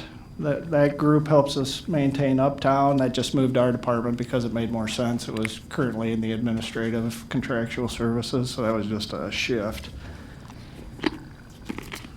And then, like I mentioned, there's $120,000 there for assessments, and then the remaining budget is pretty much status quo. Even the $120,000 is a stock allowance we keep in our budget to deal with those kind of things that come up. We do pride ourselves on flexibility, as with any budget, and it is, of course, variable. It's an anticipation of what we can expect. Within facilities management, it's so wildly dynamic. It's difficult to do that, and being a department that is committed to being able to say yes to function and intent of the overall organizational goals, we try to manage, we actually micromanage our ability to be able to say yes to functional department needs, and then put our needs, or what we believe are our priorities, as the inconvenience instead of the other way around. So I think the most remarkable thing about our budget is it's meant to support others more than ourselves. If there's any specific questions, I'd be happy to answer them. Karen? Your partnership with Mark First, how many positions does that represent? Frankly, I don't know. We moved $20,000, and we're going to put it under our management if this budget passes and such, and then we're going to reach out to them and kind of embrace that relationship. And have you also considered the possibility of partnering with Unit 5 for VTAP positions, where you would use students that are in vocational training from the special ed department? Because I know Field has students that are 19 to 21 who are training for jobs, and it's always important that they get some real-world experience. we do and have for, I think, 4 or 5 years now with a force as strong as 7 to 10 at a peak, and we do rely heavily on them as part of our budget to offset the work. And for us, it's mutually beneficial because we see the value not only in the program and the transcendence in investing in those individuals, but actually it helps us as well. So it's a very practical and meaningful in a lot of ways for us. So we're very grateful for that relationship. Now, do you have to pay for the services of the VTAP students? No. Okay, great. Stan?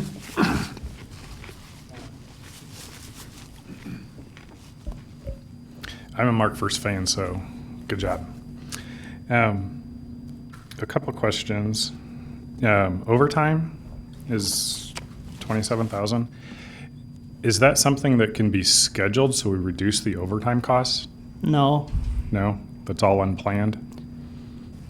Yes.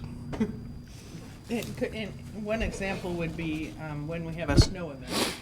They often go out and help clear sidewalks and clear things like that. So it's all generally event-driven. It's also staffing if somebody's off. Yeah, so I guess to be a little less concise, which I'm working hard to be a little more concise. Those that know me well would understand that. But are you calling in to hear this, or? I don't know what that is. Not me. Hello? Somebody got a phone going? I'm anxious to hear who wants to get in. It's not my phone. Sounds like it's coming over the Right. audio system. So to be, again, less concise, the overtime that we can schedule, we do schedule. Meaning if someone's off or something of that nature where we have to fill a gap, it is scheduled.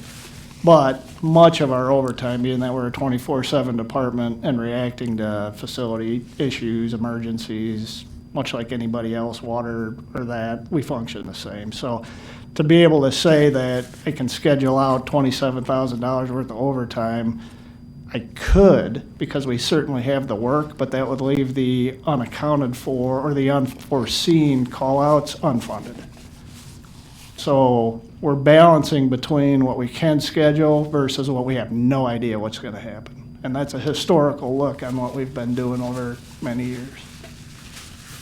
Okay. We had talked in the past about the challenge with, say, like replacing the lights in the parking garage that are the older style lights that take more energy to operate, replacing them with something newer. Could you explain to the council why that's a challenge to do to, lower our energy costs, become a greener community, and why for facilities it's a challenge simply just to replace those fixtures? Well, it's not a challenge to replace the fixtures necessarily or reduce energy consumption. I wouldn't say cost is something that we can manage if we're talking pure utility in the sense. I don't know what definition you're talking as far as cost or consumption, but when I speak energy projects from my perspective, I talk in the mechanisms where I have some control, and that's basically consumption, meaning the only real control I have is turning a light off or on. I don't control what the utility is going to charge me for the time it's on. So in speaking of consumption and the replacement of the parking decks that we've talked about, regardless of, and that's a great example, frankly, because of the magnitude of it, it still takes a capital investment to get it done. Regardless of incentives, regardless of paybacks, any of those kind of things, there still has to be a contract let, still has to be somebody out in the field pulling fixtures down and putting them up, and there's a cost to that. And it's usually on this deck maybe $150,000, $200,000, which pushes you into a bid. And in the direction I'm trying to get to with that particular kind of question is to present council with an opportunity to make a decision. So instead of, and energy is a really great example of that because it's very apparent. Like, you don't have to be an energy expert or carry a PhD or a engineering degree to know that there's more efficient lighting systems or more efficient motors, or turn a light off and it's going to be cheaper. Some of this stuff is really fundamental. But getting to the magnitude of seeing savings and making long-term decisions and paybacks and those kind of things, the energy program as it is now exists in the town of Normal. And it is very sophisticated. It's just not glamorous. It's not capital. It's ingrained in everyday decision. If we have a motor burnout, we're not putting in an 80% efficient motor. We're putting in the highest efficiency we can get. If we want to take that same philosophy and say we want to look at all our motors or all our lighting and replace them all to get that energy potential savings, well, then we got to invest some money. So that's the challenge, is being able to say to you, here's an inventory of potential savings projects, whether it's lighting in the decks, whether it's motors, whether it's VFDs, pick it. There's a bunch of them. But what's your payback? What do you want it to be? Do you want it to be 5 years? Do you want it to be 7? That's industry standard. Do you want to push it out? Are you willing to invest? And do you want to contract out? Who do you want to pay? Do you want to use funding mechanisms? All we ultimately need is for you to say, this is what I want you to do, and that's what I'm going to do. But right now, I don't have the mechanism to actually execute on that, which is where my challenge is. But what I am doing to make it happen is do it in the daily grind. Yeah, and I would just welcome if there's these small projects that come up throughout the year. I don't see it in your budget report, but I would welcome those to come if it's, hey, we're going to try to focus on this one garage, this one thing, because the savings will come. That's pretty apparent. So I just want you to know that I didn't see it, and I would welcome something like that to come. I appreciate that, but I would like to comment to that. Even one garage, and I completely agree with you, and I really appreciate your support, but one garage is still $150,000 to $200,000, even with an incentive. I drive down to Springfield every year to go to an energy symposium that gets us 15% off of an additional savings for any project we do, and that's capped at 15 grand. So even with the incentives that we have, the opportunity far outweighs what we can actually do. Now, if you want to get after that, I'm all for it. I just need more than what I have to be able to get the town to see a significant and realize that potential savings and return on investment. And the last thing I want to do is come to you and nickel dime for every $5,000. That's unnecessary. You should be able to trust in me and say, it's just happening, and we're doing it to the best that we can do, and I assure you we are. But to get to these things that you're talking about, that's a different magnitude. We just can't do it on 120,000 or 20,000 for that matter, which I keep in an energy line. So those things are happening. We're partnered with CDAC right now at a U of I, which is an Smart Energy Design Assistance Center. We're looking at the water plant. We're looking at this building, and they're going to come back with recommendations, and that's subsidized by Ameren. So they pay for that service. So those things are happening as best we can, but the end result of that report, even though that we don't have to pay for it, they will likely come with a bunch of recommendations that will total out by far more than what we have available. We will cherry pick it and do what we can, and then that will show up somewhere down the road for you all to decide and say, get after this or don't. Right. And that's what we'll be doing. And that's what you'll see in the capital investment program, and it's often in the unfunded, Yeah. unfunded projects, but we try to identify all the building envelope, all the facility needs that we have, I guess, that Mark's been keeping on top of, being aware of. So. Correct. And as I mentioned, not to beat it to death, but, we've got, for actual work, salaries aside, which, again, the investment in salaries at the Town of Normal Facilities Management staff is one of the best values out there, by my opinion. We have professional staff with, all the way at the custodial level. We're competing with contract service employees who you can't pay to bring value to the things that we do. If someone has something, we are an experiential, anything as a service provider to the Town of Normal, and that is not something you can write into a contract. There's tremendous value in that, and these people have the same credentials as the Sims GB that we earned. We're one of 2 municipalities in the nation, and you can stretch that out to the world. frankly. It's actually an international recognition. And the only other one out there was Toronto, and they let theirs lapse. So we are not pretending. We are doing the best that we absolutely can. We have remarkable staff doing it, and I'm really proud to be able to serve this council and this community. And the resources that you provide us, we take very seriously, and we're putting them to good use. I hope that you feel that way as well. Thanks, Mark. Thanks, Mark. Jenny, you're up. Human Resources and Health and Dental Fund, 136 and 299. Hello everyone. Hello, Mayor and Council. Excuse me. So what I'd like to share with you, again, thank you, Mayor, that our HR budget does start on page 136. I'd like to take you through just a few highlights that we've had and encountered throughout this year. Some of the things that we've been involved in include a couple of pretty large-scale recruitment processes. That would include our process for police recruitment.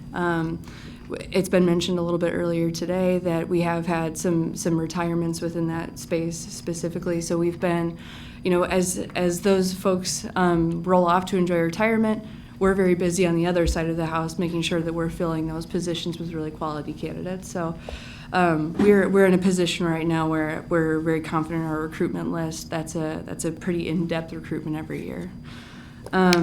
I would also add that we were able to coordinate and administer some really valuable training programs throughout the course of this year.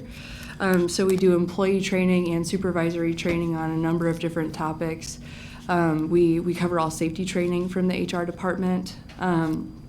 We provide diversity training, sexual harassment training.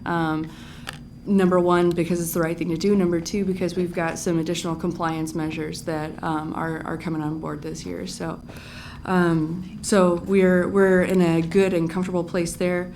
I do also want to call your attention to the fact that the town was recognized in a couple of different ways that we're really proud of in the wellness space. So the first one is one that I've actually shared with you previously. We were named one of the healthiest companies in America by Interactive Health. It's a very, very selective group that gets nominated and then ultimately selected for that recognition. So we're pleased about that. This year is also the first time that we've been designated as a gold level employer by the American Heart Association. Essentially what we do is we work with the American Heart Association. They review our wellness program. They see how effective it's been, and then they assign a tier. This is the very first year that we've gotten that gold tier. So we're very pleased about that too. I'll transition to some of the actual budget highlights that I'd like to share. Generally in the HR budget, again, you've heard it before, but this is somewhat of a status quo budget for us. A lot of the movement that you'll see in human resources is dependent on the year and what kind of promotional processes we're running in that year. So, for example, a police lieutenant process will happen, only once every 2 years. Battalion chief once every 3 years. So those expenses are going to hit those years in the out years a little bit differently. So as you see some of that fluctuation, know that by and large that fluctuation is due to recruitments and timing. And by and large, most of those recruitments are some of the larger scale recruitments that we actually do bring in contractual, third-party vendors to help us manage those processes. So that really covers the firefighter and the police eligibility testing processes. Pre-employment screenings, that's another place where we spend some significant dollars out of contractual services. Those cover things like polygraph examinations, medical screenings, psychological evaluations for police officers. Again, some of those contractual items that we need to go outside for that are really important to bringing in quality candidates. So that's another place where we've got some funds listed out. I would also mention the budget memo highlights that we do have about half of our budget in operating supplies is allocated to CPR and AED training. We offer CPR and AED training, got it the third time, to a select group of town employees. That we try and manage that group size every year. We're very lucky that in most of our facilities we've got AEDs available. So it's important that we know how to use them. And that's a safety measure that we've had in place for quite some time. So with that, I'd like to keep it brief on that front. I'm happy to answer any questions on the human resources budget. Questions on Karen? Do you have any information about turnover rates for the town staff? Turnover rates have generally been very, very low. So by very low, over the course of the past 5 years or so, it's fluctuated between 5 and 9%. Industry standard would tell you that we're in a pretty privileged position there. When we have gone out to recruit, I think that we enjoy the benefit of being an employer in the community that has a very good reputation. So our turnover is very low, and then when it's time for us to fill those positions on the front end, it's generally relatively easy for us to do that. We've been very lucky because there has been somewhat of a labor crunch in the community. So. And is there any department or positions that have mandatory retirement ages? No. Nope. So when you're looking ahead to projections, do you get much advance notice of employees retiring? Is it typical for them to, if someone is planning to retire, to give you how much advance notice? That I would say that varies wildly. So in terms of our strategy on succession planning, we'll at least a few times a year we will run some reports and some diagnostics saying at this point in time, this is the group of employees that could theoretically retire at any point. And then kind of moving back from there, what would it take for us to fill those positions? In terms of the notice that we actually end up receiving from employees retiring, some employees, it's almost down to a personality level thing. So some employees will literally give us like 6 months notice. Other employees will get sometimes closer to 2 weeks. So it varies quite a bit. So the planning can be a challenge. The planning can be something of a challenge, but we're also, our HR team is fairly good at being very reactive. So, when we encounter a retirement, say that we hadn't been anticipating, our time to hire or to rehire that position is generally very low. We're a pretty high functioning group. We jump on opportunities very quickly to get those positions filled. So. Do you have any statistics on the average age of the workforce, considering the fact that the new hires would more likely be younger and coming in under a different pension Sure. program? Yeah, so it's interesting that you mentioned that, Councilmember Smith. I would say that the statistic that I'll share with you kind of off the cuff that would be indicative, I think, of this overall trend. Our overall workforce that's covered within the insurance fund, which will transfer over, we'll make that transition in a moment. But we have been trending downward, actually, in terms of some of our comparables. A lot of governments in our space are suffering a little bit in terms of insurance renewals because their ages are trending up and up.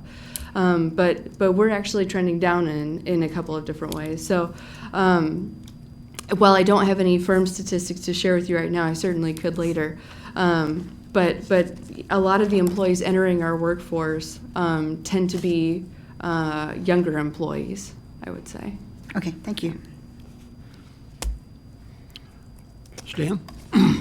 For the employee assistance program, what all does that entail, and who all does that cover? Is that 100% of the town employees? Sure, yeah. So the Employee Assistance Program covers a couple of different items. The sort of flagship item in that line is our Employee Assistance Program through Morneau Shapell.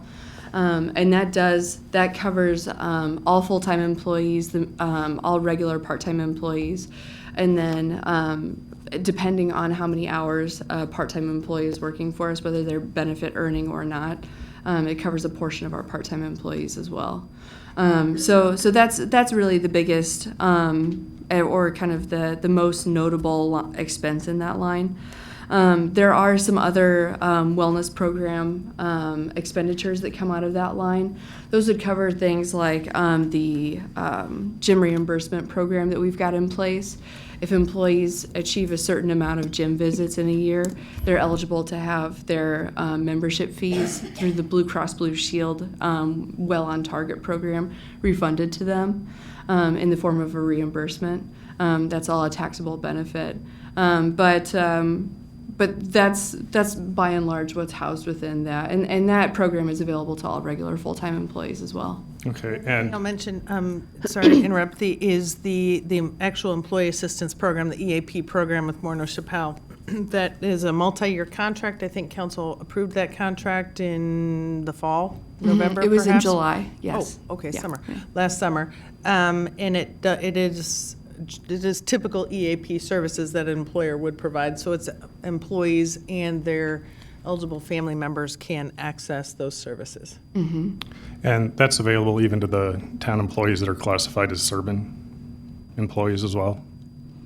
It's available to any full-time town employee that has the full-time employee benefit package. Serban employees are enrolled in our full-time employee benefit package. So Okay, because I just noticed that was not something on the Serban reimbursement piece or in their expenses. Yeah, our annual cost for EAP services is, like $10 a person or something like that annually, so, or 30. It's 31 Oh, per employee per year. So the way that shakes out per family is going to vary, but. The total expense listed here for EAP is $49,000. Right, but in that particular line, there's multiple expenses. Sure, I'm just saying that I didn't see it in Serban. I just wanted to clarify that that was a service Serban employees can use, and they're not reimbursing for it. Or it doesn't appear. That was my question. Are they Yeah. We. able to use it? Are That they is reimbursing? probably an accurate statement, like we've said many times in regard to Serban. I certainly don't want any report from Morneau Chappelle to tell me if 3 people accessed counseling services. So I would never want to do that. But we could, in theory, charge Serban $90. $93, $93 $93, yeah. for that. Yes.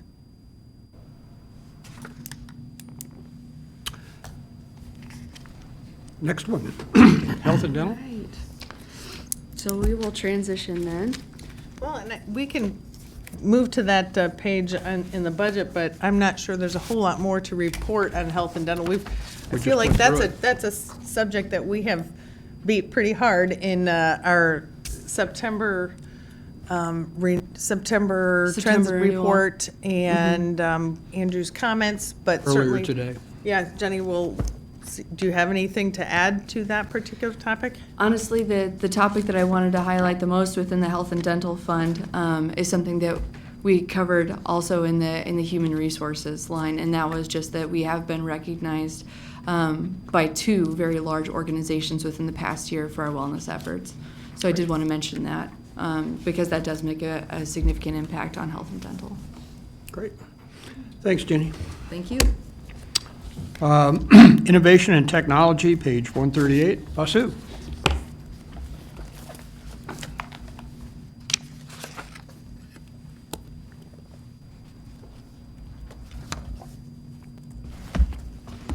Good afternoon, Mayor and Council. Good afternoon.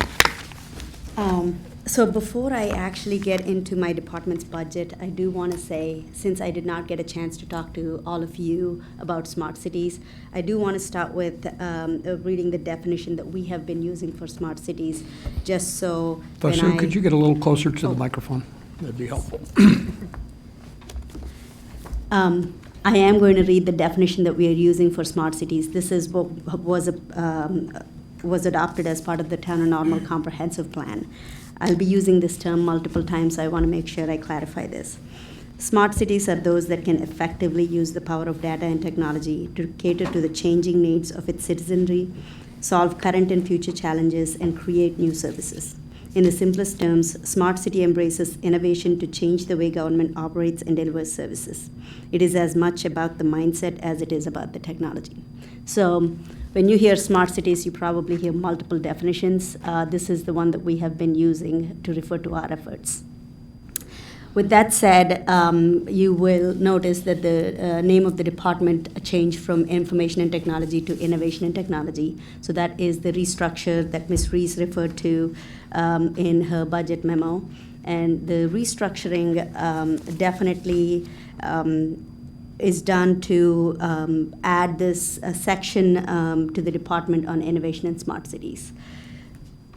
Precisely this new restructure, we are definitely wanting to expand on usage of part-time talent as well as consulting help where it's appropriate. And another change in our full-time position is most of you know that Ms. Mindy Dance is retiring this March, so we are using that management position. We've used that eliminated the management position and created 2 technical positions. Both of which will be focusing on our efforts on smart cities and innovation and data-related projects. As it relates to part-time positions, my colleagues here have stated this already. We are partnering with ISU pretty heavily, and we just love that it is a win-win partnership. To kind of give you an idea, we have students who are working who also get, along with their stipend, they get 6 hours of internship credit. And we're also working with graduate school to allow graduate students to get tuition waiver as well. So it is a very good partnership both for us and for them. With that, I am going to highlight a few projects that we have completed this in the current fiscal year. Under accomplishments, you see performed social engineering and security audit, and then following that, implemented a cybersecurity education program. So when this social engineering audit was conducted, we learned that our periphery is pretty secure. Majority of the security issues, which is not unique to our agency by any means, is mostly users. So we've created a cybersecurity program. So thanks to everybody who is not clicking on those links. So we have gone down from 36% of phishing rate to close to under 5% phishing rate. So that's pretty phenomenal with that program. Another thing that I will highlight here is we have conducted a technology needs assessment across all the departments. That is our first step towards smart city planning. We wanted to really thoroughly understand the needs of each individual department. So when we talk about smart cities, it's not a separate project or a separate program. It is about how we can effectively use technology to address the needs that we have already identified as part of various planning plans or strategic plans, long-range plans or strategic plans. The other project that I'll also highlight here is integrated inventory management and help desk system to improve efficiencies and gather better analytics. So that's a project, if you remember at the last computer rollout, one of the questions from the council was, why are we rolling it out every 4 years? That is just the best practice, industry best practice to roll out every so often. Now with this new program, we are able to link help desk tickets with the devices themselves. So we'll have a better understanding of if that best practice has actually paid off or if we can actually stretch the life out a little further. So in the upcoming budget year, definitely a strategic plan for innovation and technology department because there is quite a bit of change as well as a smart city plan development are both under that budget. With that, on the budget line items, the salary increases reflect addition of part-time staff and the changes in full-time staffing. As you go down the list, you'll see that the professional services has gone down somewhat along with the equipment both 75-45 as well as 2010 have gone down significantly. That's a reflection of network projects that have been underway for the past 3 years are now complete. So that's the budget reflects that. With that, I don't have any other highlights. I am happy to answer any questions. Karen? You indicated that a 4-year rollover of equipment is advisable and best practice. Should you be adding equipment to your proposed fiscal year 24-25 budget then? Yes, so when you see the equipment budget being added, actually the equipment replacement budget is, hold on, that 75-45, we put money in there every year to account for when we actually have to draw down, when we are replacing that. That you would see in the Vehicle and Equipment Reserve Fund. Yep. Okay. Dan?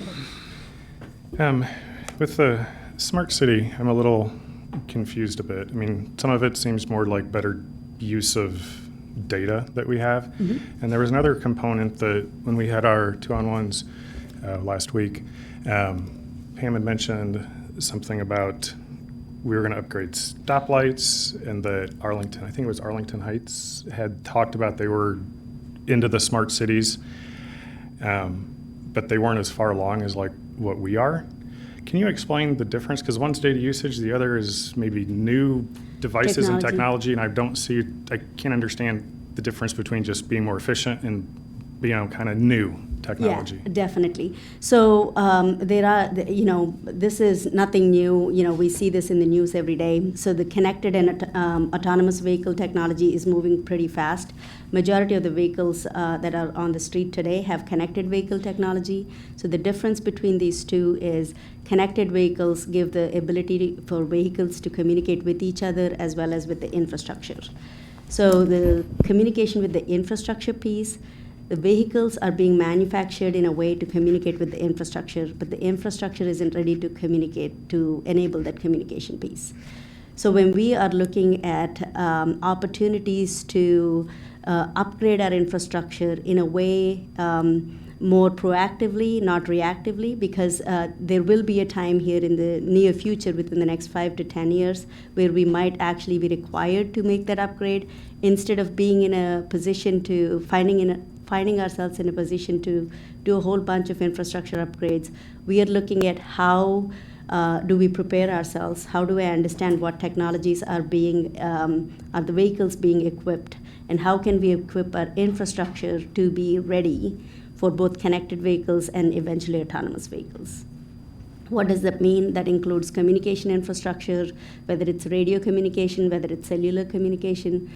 That includes making sure that we have enough physical space to put these newer devices along with our signal infrastructure. That includes making sure that our infrastructure itself, the signals itself, are designed in a way to accommodate these newer devices on them.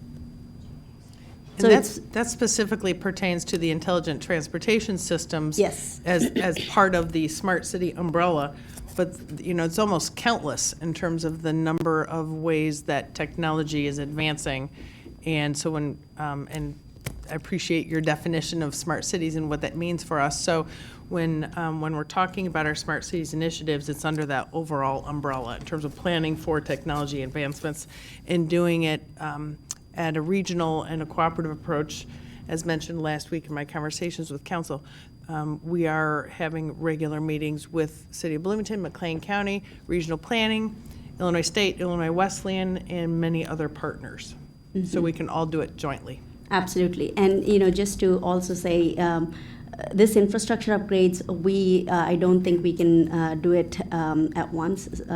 Opportunities do present themselves. Right now, we have a huge pressure from multiple carriers to install 5G small cells.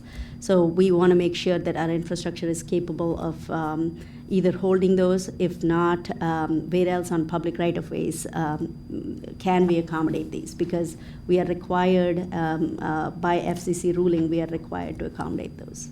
Sure. My request is just whenever we ask for, or whenever you ask for funding for these things, if you could kind of make it more clear that this is for something for new technology like bleeding edge, because when I look back at it, it's like, are we investing in Betamax, and then we're going to find out later that, VHS took over, because being on the front edge, you've got that risk rather than waiting until it's already come out and then we're following. Absolutely. So you'll hear this word pilot projects from us multiple times, because with technology, you're absolutely right. We cannot make a prediction on what technology sticks.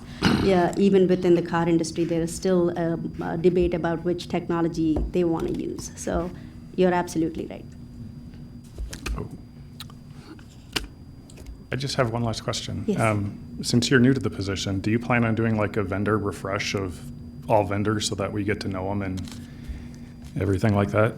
Yes, absolutely. As we are going through each and every contract, I'm actually reaching out to the vendors to make sure that they know that I'm new on this position, and I also know the type of services and stuff that we are receiving from them. And then also to get some sort of competitive pricing to make sure that we're paying something that's market rate. To the extent we can. For example, with the computer rollouts, we are mostly Dell. That's because I know I've explained this during the rollout. Yeah, I On things understand like that, we probably are tied a little bit, but yes, absolutely. To the extent we can go and bid it out competitively, we will try to do that. Thank you. Yep. She is, Vasu has hit the ground running and has been with us since August, I believe. Yes. And has done a fantastic job in terms of getting to understand the organization from this side, and versus her role with us when she was with regional planning. We're thrilled to have her with us, and we're excited about 2020 and beyond. The IT department historically has done a fantastic job of supporting the organization and getting us to this point. And so now we're excited about what the future holds and just the continued use of technology. And so I just want to express my appreciation to Vasu for joining our team, and also for laying out this strategic plan for the department moving forward, because it does support the organization as well, but the community. So, thank you. Kevin? Basically took the words out of my mouth there at the end. I just wanted to thank you for your leadership in the Smart Cities group and helping not only the town but the community think more proactively about where we're going, and as we're refreshing and we have these opportunities to upgrade and be thinking about that now, so we're not having really huge expensive outlays at some date in the future because we couldn't see it coming. So Yep. I really appreciate you helping us think that through. Thank you. Thank you. Thank you, Vasu. Greg Tremmel, inspections, page 140.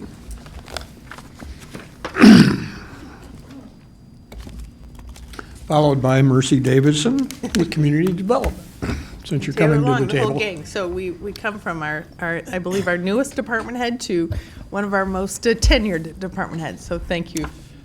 Thank you.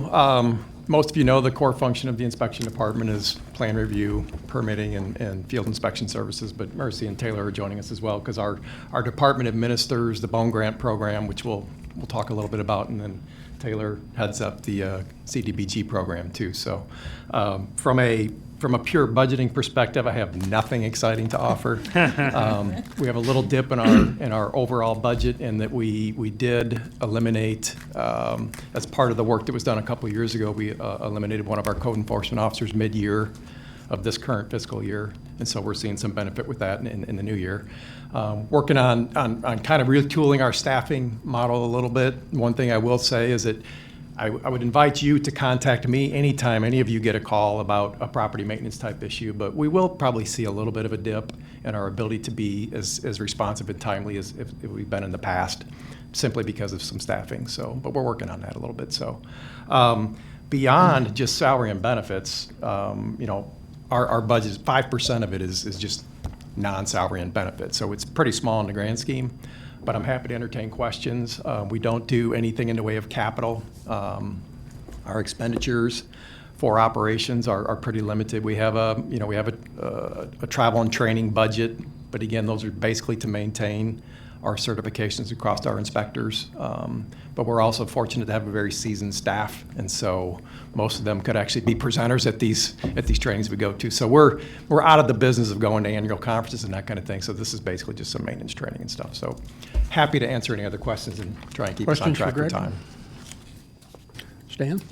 Mine's more just a trend type question. On 335, there's the performance measures, and we're down to 37 one and two family homes last year. Could you just speak to kind of the trend if you see that starting to go up, well, or bouncing back, or still going down? I would hope that's a low. This past year, we're in the process of wrapping up our year end. We finished with 51 new starts this past year. Overall permits, building permits were down maybe 1%, but in total mechanical permits, we were up some. A nice year in construction valuation. So I think in 2018, we finished a year around maybe $30 million in construction value. This past year was 66. And a big part of that was tied to Rivian, who just in 2019, I think we issued permits totaling around $20 to $25 million in plant investment. So that's exciting. And there's a lot of stuff in the plan review room, for work that's going to be done this year. So we're excited about that. So to answer your question, Mr. Nord, the days of us writing 250 house permits a year are gone. I don't see that happening. But I don't think 50 to 60 is probably not going to be unrealistic as we move forward. So, Community development. Sure. So if you jump ahead to page 241, that's where all the community development fund stuff starts talking about, and that's just purely CDBG funding, and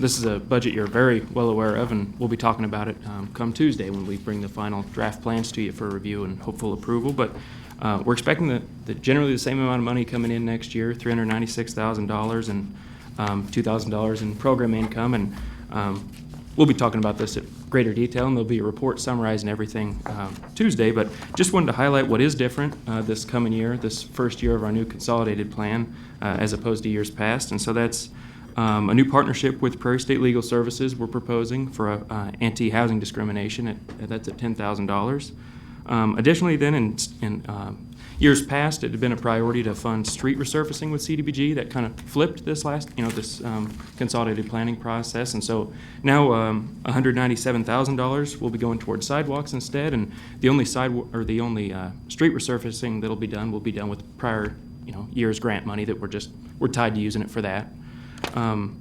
Another thing that's different then is a property acquisition for sidewalk and ADA ramp improvements. So that's historically we've not used CDBG for right-of-way acquisition, but that's something we're going to consider this upcoming year.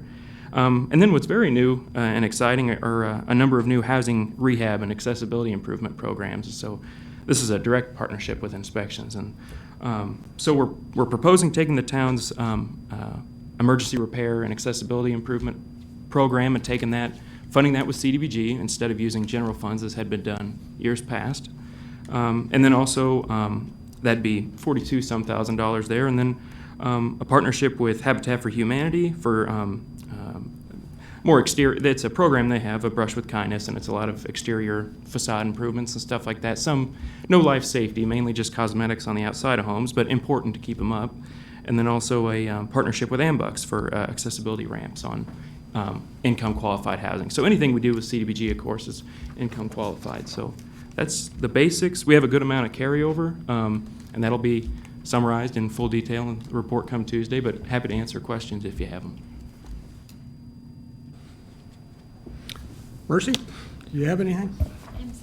Tiny part of the budget. I'm up here only in case you had questions about the one program that I administer now where I spend money, and that is Light the Night, which is the bike light giveaway. We're in our 7th year here in 2020, and it's a very successful program, so it's pretty straightforward. That's reflected under programs or under the operating budget for Inspections? Yes, yes. The other thing I want to highlight real quickly, just reiterate what Greg had indicated, is his department is now down a staff member. You'll see that on the narrative. That is the code enforcement. And he did mention that that is going to be a challenge, and I just want to reiterate that is going to be a challenge. Expectations don't go down, but we are now down a person, and that was part of our planned budget cuts, but that is challenging for the department. Greg is you ask Greg to do something and 10 minutes later he's on it. He's out running around town and taking care of it. But in terms of responding to code enforcement issues, we'll have to see how sustainable this is for a while, because it is oftentimes complaint-driven. And we do our best to be proactive, but when we're staffed leanly, it reflects that, so. Great. Thank you. Karen has a question. Oh, Karen, I'm sorry. So I recognize that you're not a revenue-producing center, but in our discussions, and this might be a general question, in our discussions of fees, have we attempted to make the inspection services cost neutral so that the fees are aligned with the cost of providing that service?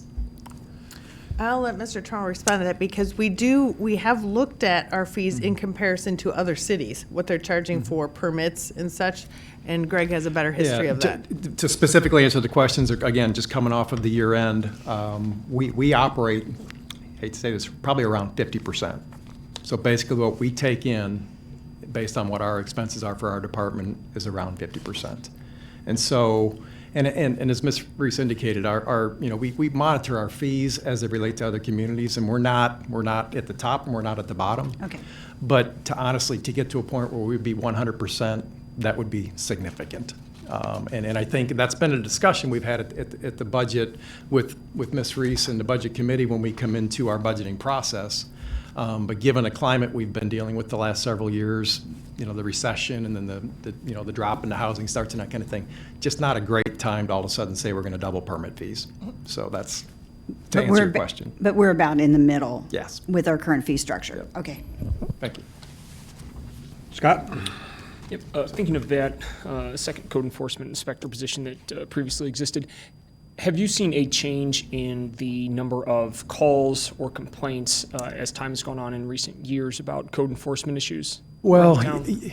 great question, and yes, and so probably with the exception of the mayor, I know most of you were new to when this position was created, which was in 1999. Back in the day, it was essentially the community was divided up amongst the inspectors, and I recall being the newbie, and I got the campus area, and all the veteran inspectors got, stuff outside of town where nothing happened. But when that position was created, it was intended to focus on campus. And so the perimeter around campus and the lifestyle differences and that kind of thing. And so that's where it was intended to target and help. And that's worked great. And then over time, because it became so popular, it started to migrate out to the neighborhoods. And then by word of mouth, literally, it just said, hey, just call this guy named Andy Wood, and he'll take care of the guy with next door who needs his grass mowed or a vehicle, taken care of. So then it, based on numbers and based on conditions in the economy, we were able to employ a second inspector. So then it kind of morphed into, they just kind of split it, and one would take the east or west side of town and share in campus and then the exterior neighborhoods. So to answer your question, yes, I think over time the community's gotten used to the fact that you can call, and I guess what we pride ourselves on is we've been able to be very responsive. And so back in the day, back in the 80s, if you called in a weed complaint, it might be 2 weeks before an inspector actually went out and validated it, and instead of being a foot tall, it was 2 feet tall. We got the notice put out, and away we went. So the ability to be more responsive is certainly going to suffer a little bit. But we're not going to go back to the situation where if somebody calls in a weed complaint, it's going to be 2 weeks. It just may not be that day. It might be the next day. So, Thanks. Great. Thank you. Thank you. Andrew, you're up. You've got a whole list of items. I know some of this you covered earlier, but Sure. let you have at it here. Okay, and I'll just stay here if that would please the council. Sure. Going down there. You want to direct your attention to page 104 and 105. This is our general expense department. This kind of acts as a non-departmental department in our budget. We put things here that are not necessarily directly related to a specific department by itself.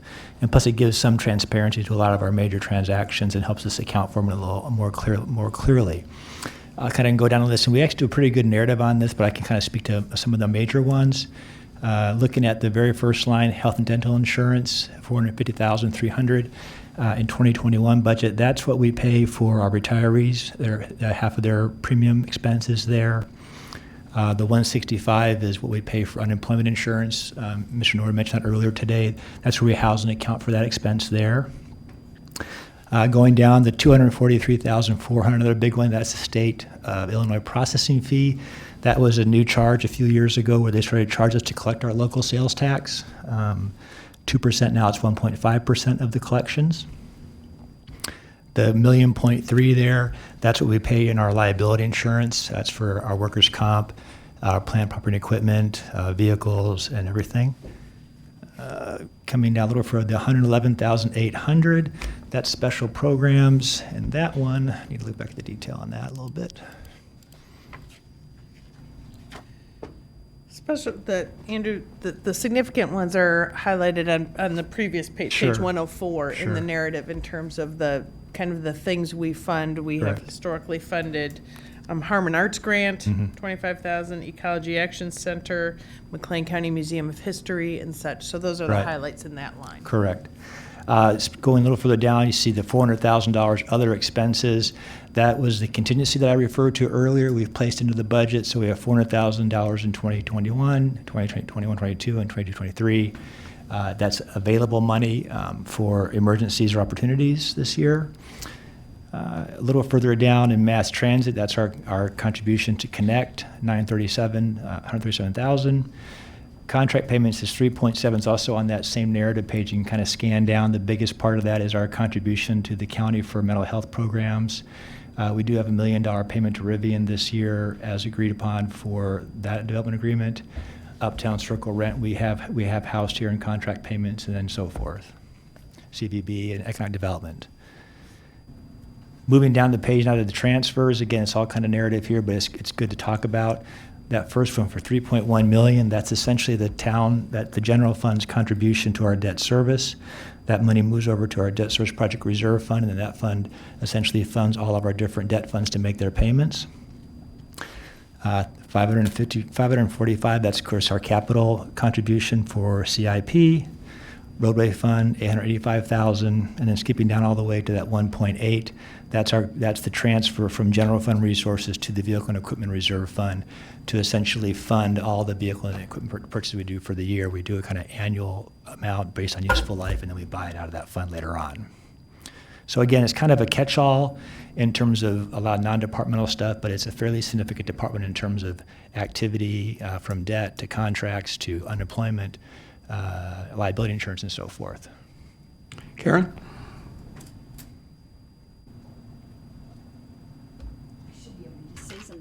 Right here. So the funding for the Connect Transit, how does that work to maximize obtaining the matching funds? Because following the Connect Transit discussions, there is a recognition that our previous funding levels was leaving money on the table that was available to us for matching programs, and how does this translate into what potentially might be brought in from Bloomington? I know this is still below what could be potentially leveraged, but I'd kind of default to Pam to talk more about that side of it. Right, and what I can offer is very limited. This is our commitment to fund Connect Transit through the sales tax proceeds from the town sales tax increase a number of years ago. And so some of these funds go towards Connect Transit's capital line and some goes towards its operating line. And how Connect Transit accounts for that, I don't know. So this dollar amount is tied more to the sales tax commitment to mass transit as opposed to being a conscious allocation of support for mass transit separate from a revenue source. It's a combination of both. We had a prior commitment that we've made to Connect Transit, and we supplemented it with an additional like $500,000 a year, I think. Right. They Connect Transit staff work with my office and admin to say, here's our budget perspective, here's the contribution we need, and it's been kind of set at a certain level. That it went up by 310,000 or 390,000 with the sales tax passed a couple years ago, but we've always contributed around $500,000 for many years. It's now about 937 with that Right. additional. So the breakdown is 390,000 is for operating, 500, in the proposed budget, 538,000 is for capital. Right. And then how Connect Transit accounts for that and how that applies for matching state funding, funds, that is up to Connect Transit. I'm not sure how they do that. Is there a certain percentage that if Normal is supplying this amount, is Bloomington then obligated to have a percentage? What is the percentage split between Bloomington I and believe Normal? it's 60/40. 60/40. Correct. Stan? If Rivian doesn't meet their goals and they don't get the $1 million, what happens to that? Does it just go into reserves, or? It would essentially be available in the general fund for any use we'd like to use it for. Okay, but if we decide to spend it, it's going to come back to council? Well, correct, it would be Yeah, it a would be sizable, in- yeah. It would be in reserve, so it depends on how you'd want to spend it, yes. Okay. And then for the unemployment insurance, I see that's also something that's not listed under Serban to be reimbursing the town for. Is that intentional, do you know? The unemployment insurance we pay when the bill is presented for an unemployed person, so it goes up and down. So I guess the assumption is someone from Serban were to leave employment under that eligibility, then they would be entitled to unemployment that we would ultimately pay. Sure, but it's not something that's listed as an expense that they reimburse the town for, because unemployment's charged per dollar that a person earns. Correct. No, well, we pay the unemployment when it incurs. Sure. With the Okay. state. So only people who are paying unemployment now for our town employees who are unemployed through that eligibility. Karen? So just to clarify on the Connect Transit, so if their sales tax revenues increase, do we then increase any funding to Connect?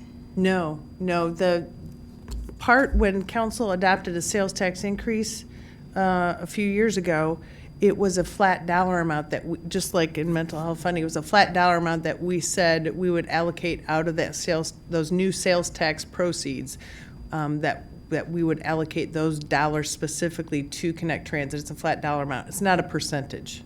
Well, in speaking to the auditing firm, my understanding is that the agreement we have with Bloomington, the legal structure of that agreement is such that it obligates us to fund whatever losses Connect Transit may incur.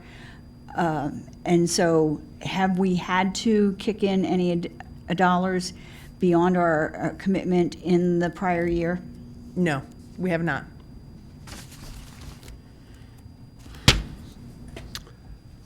Keep going, Andrew.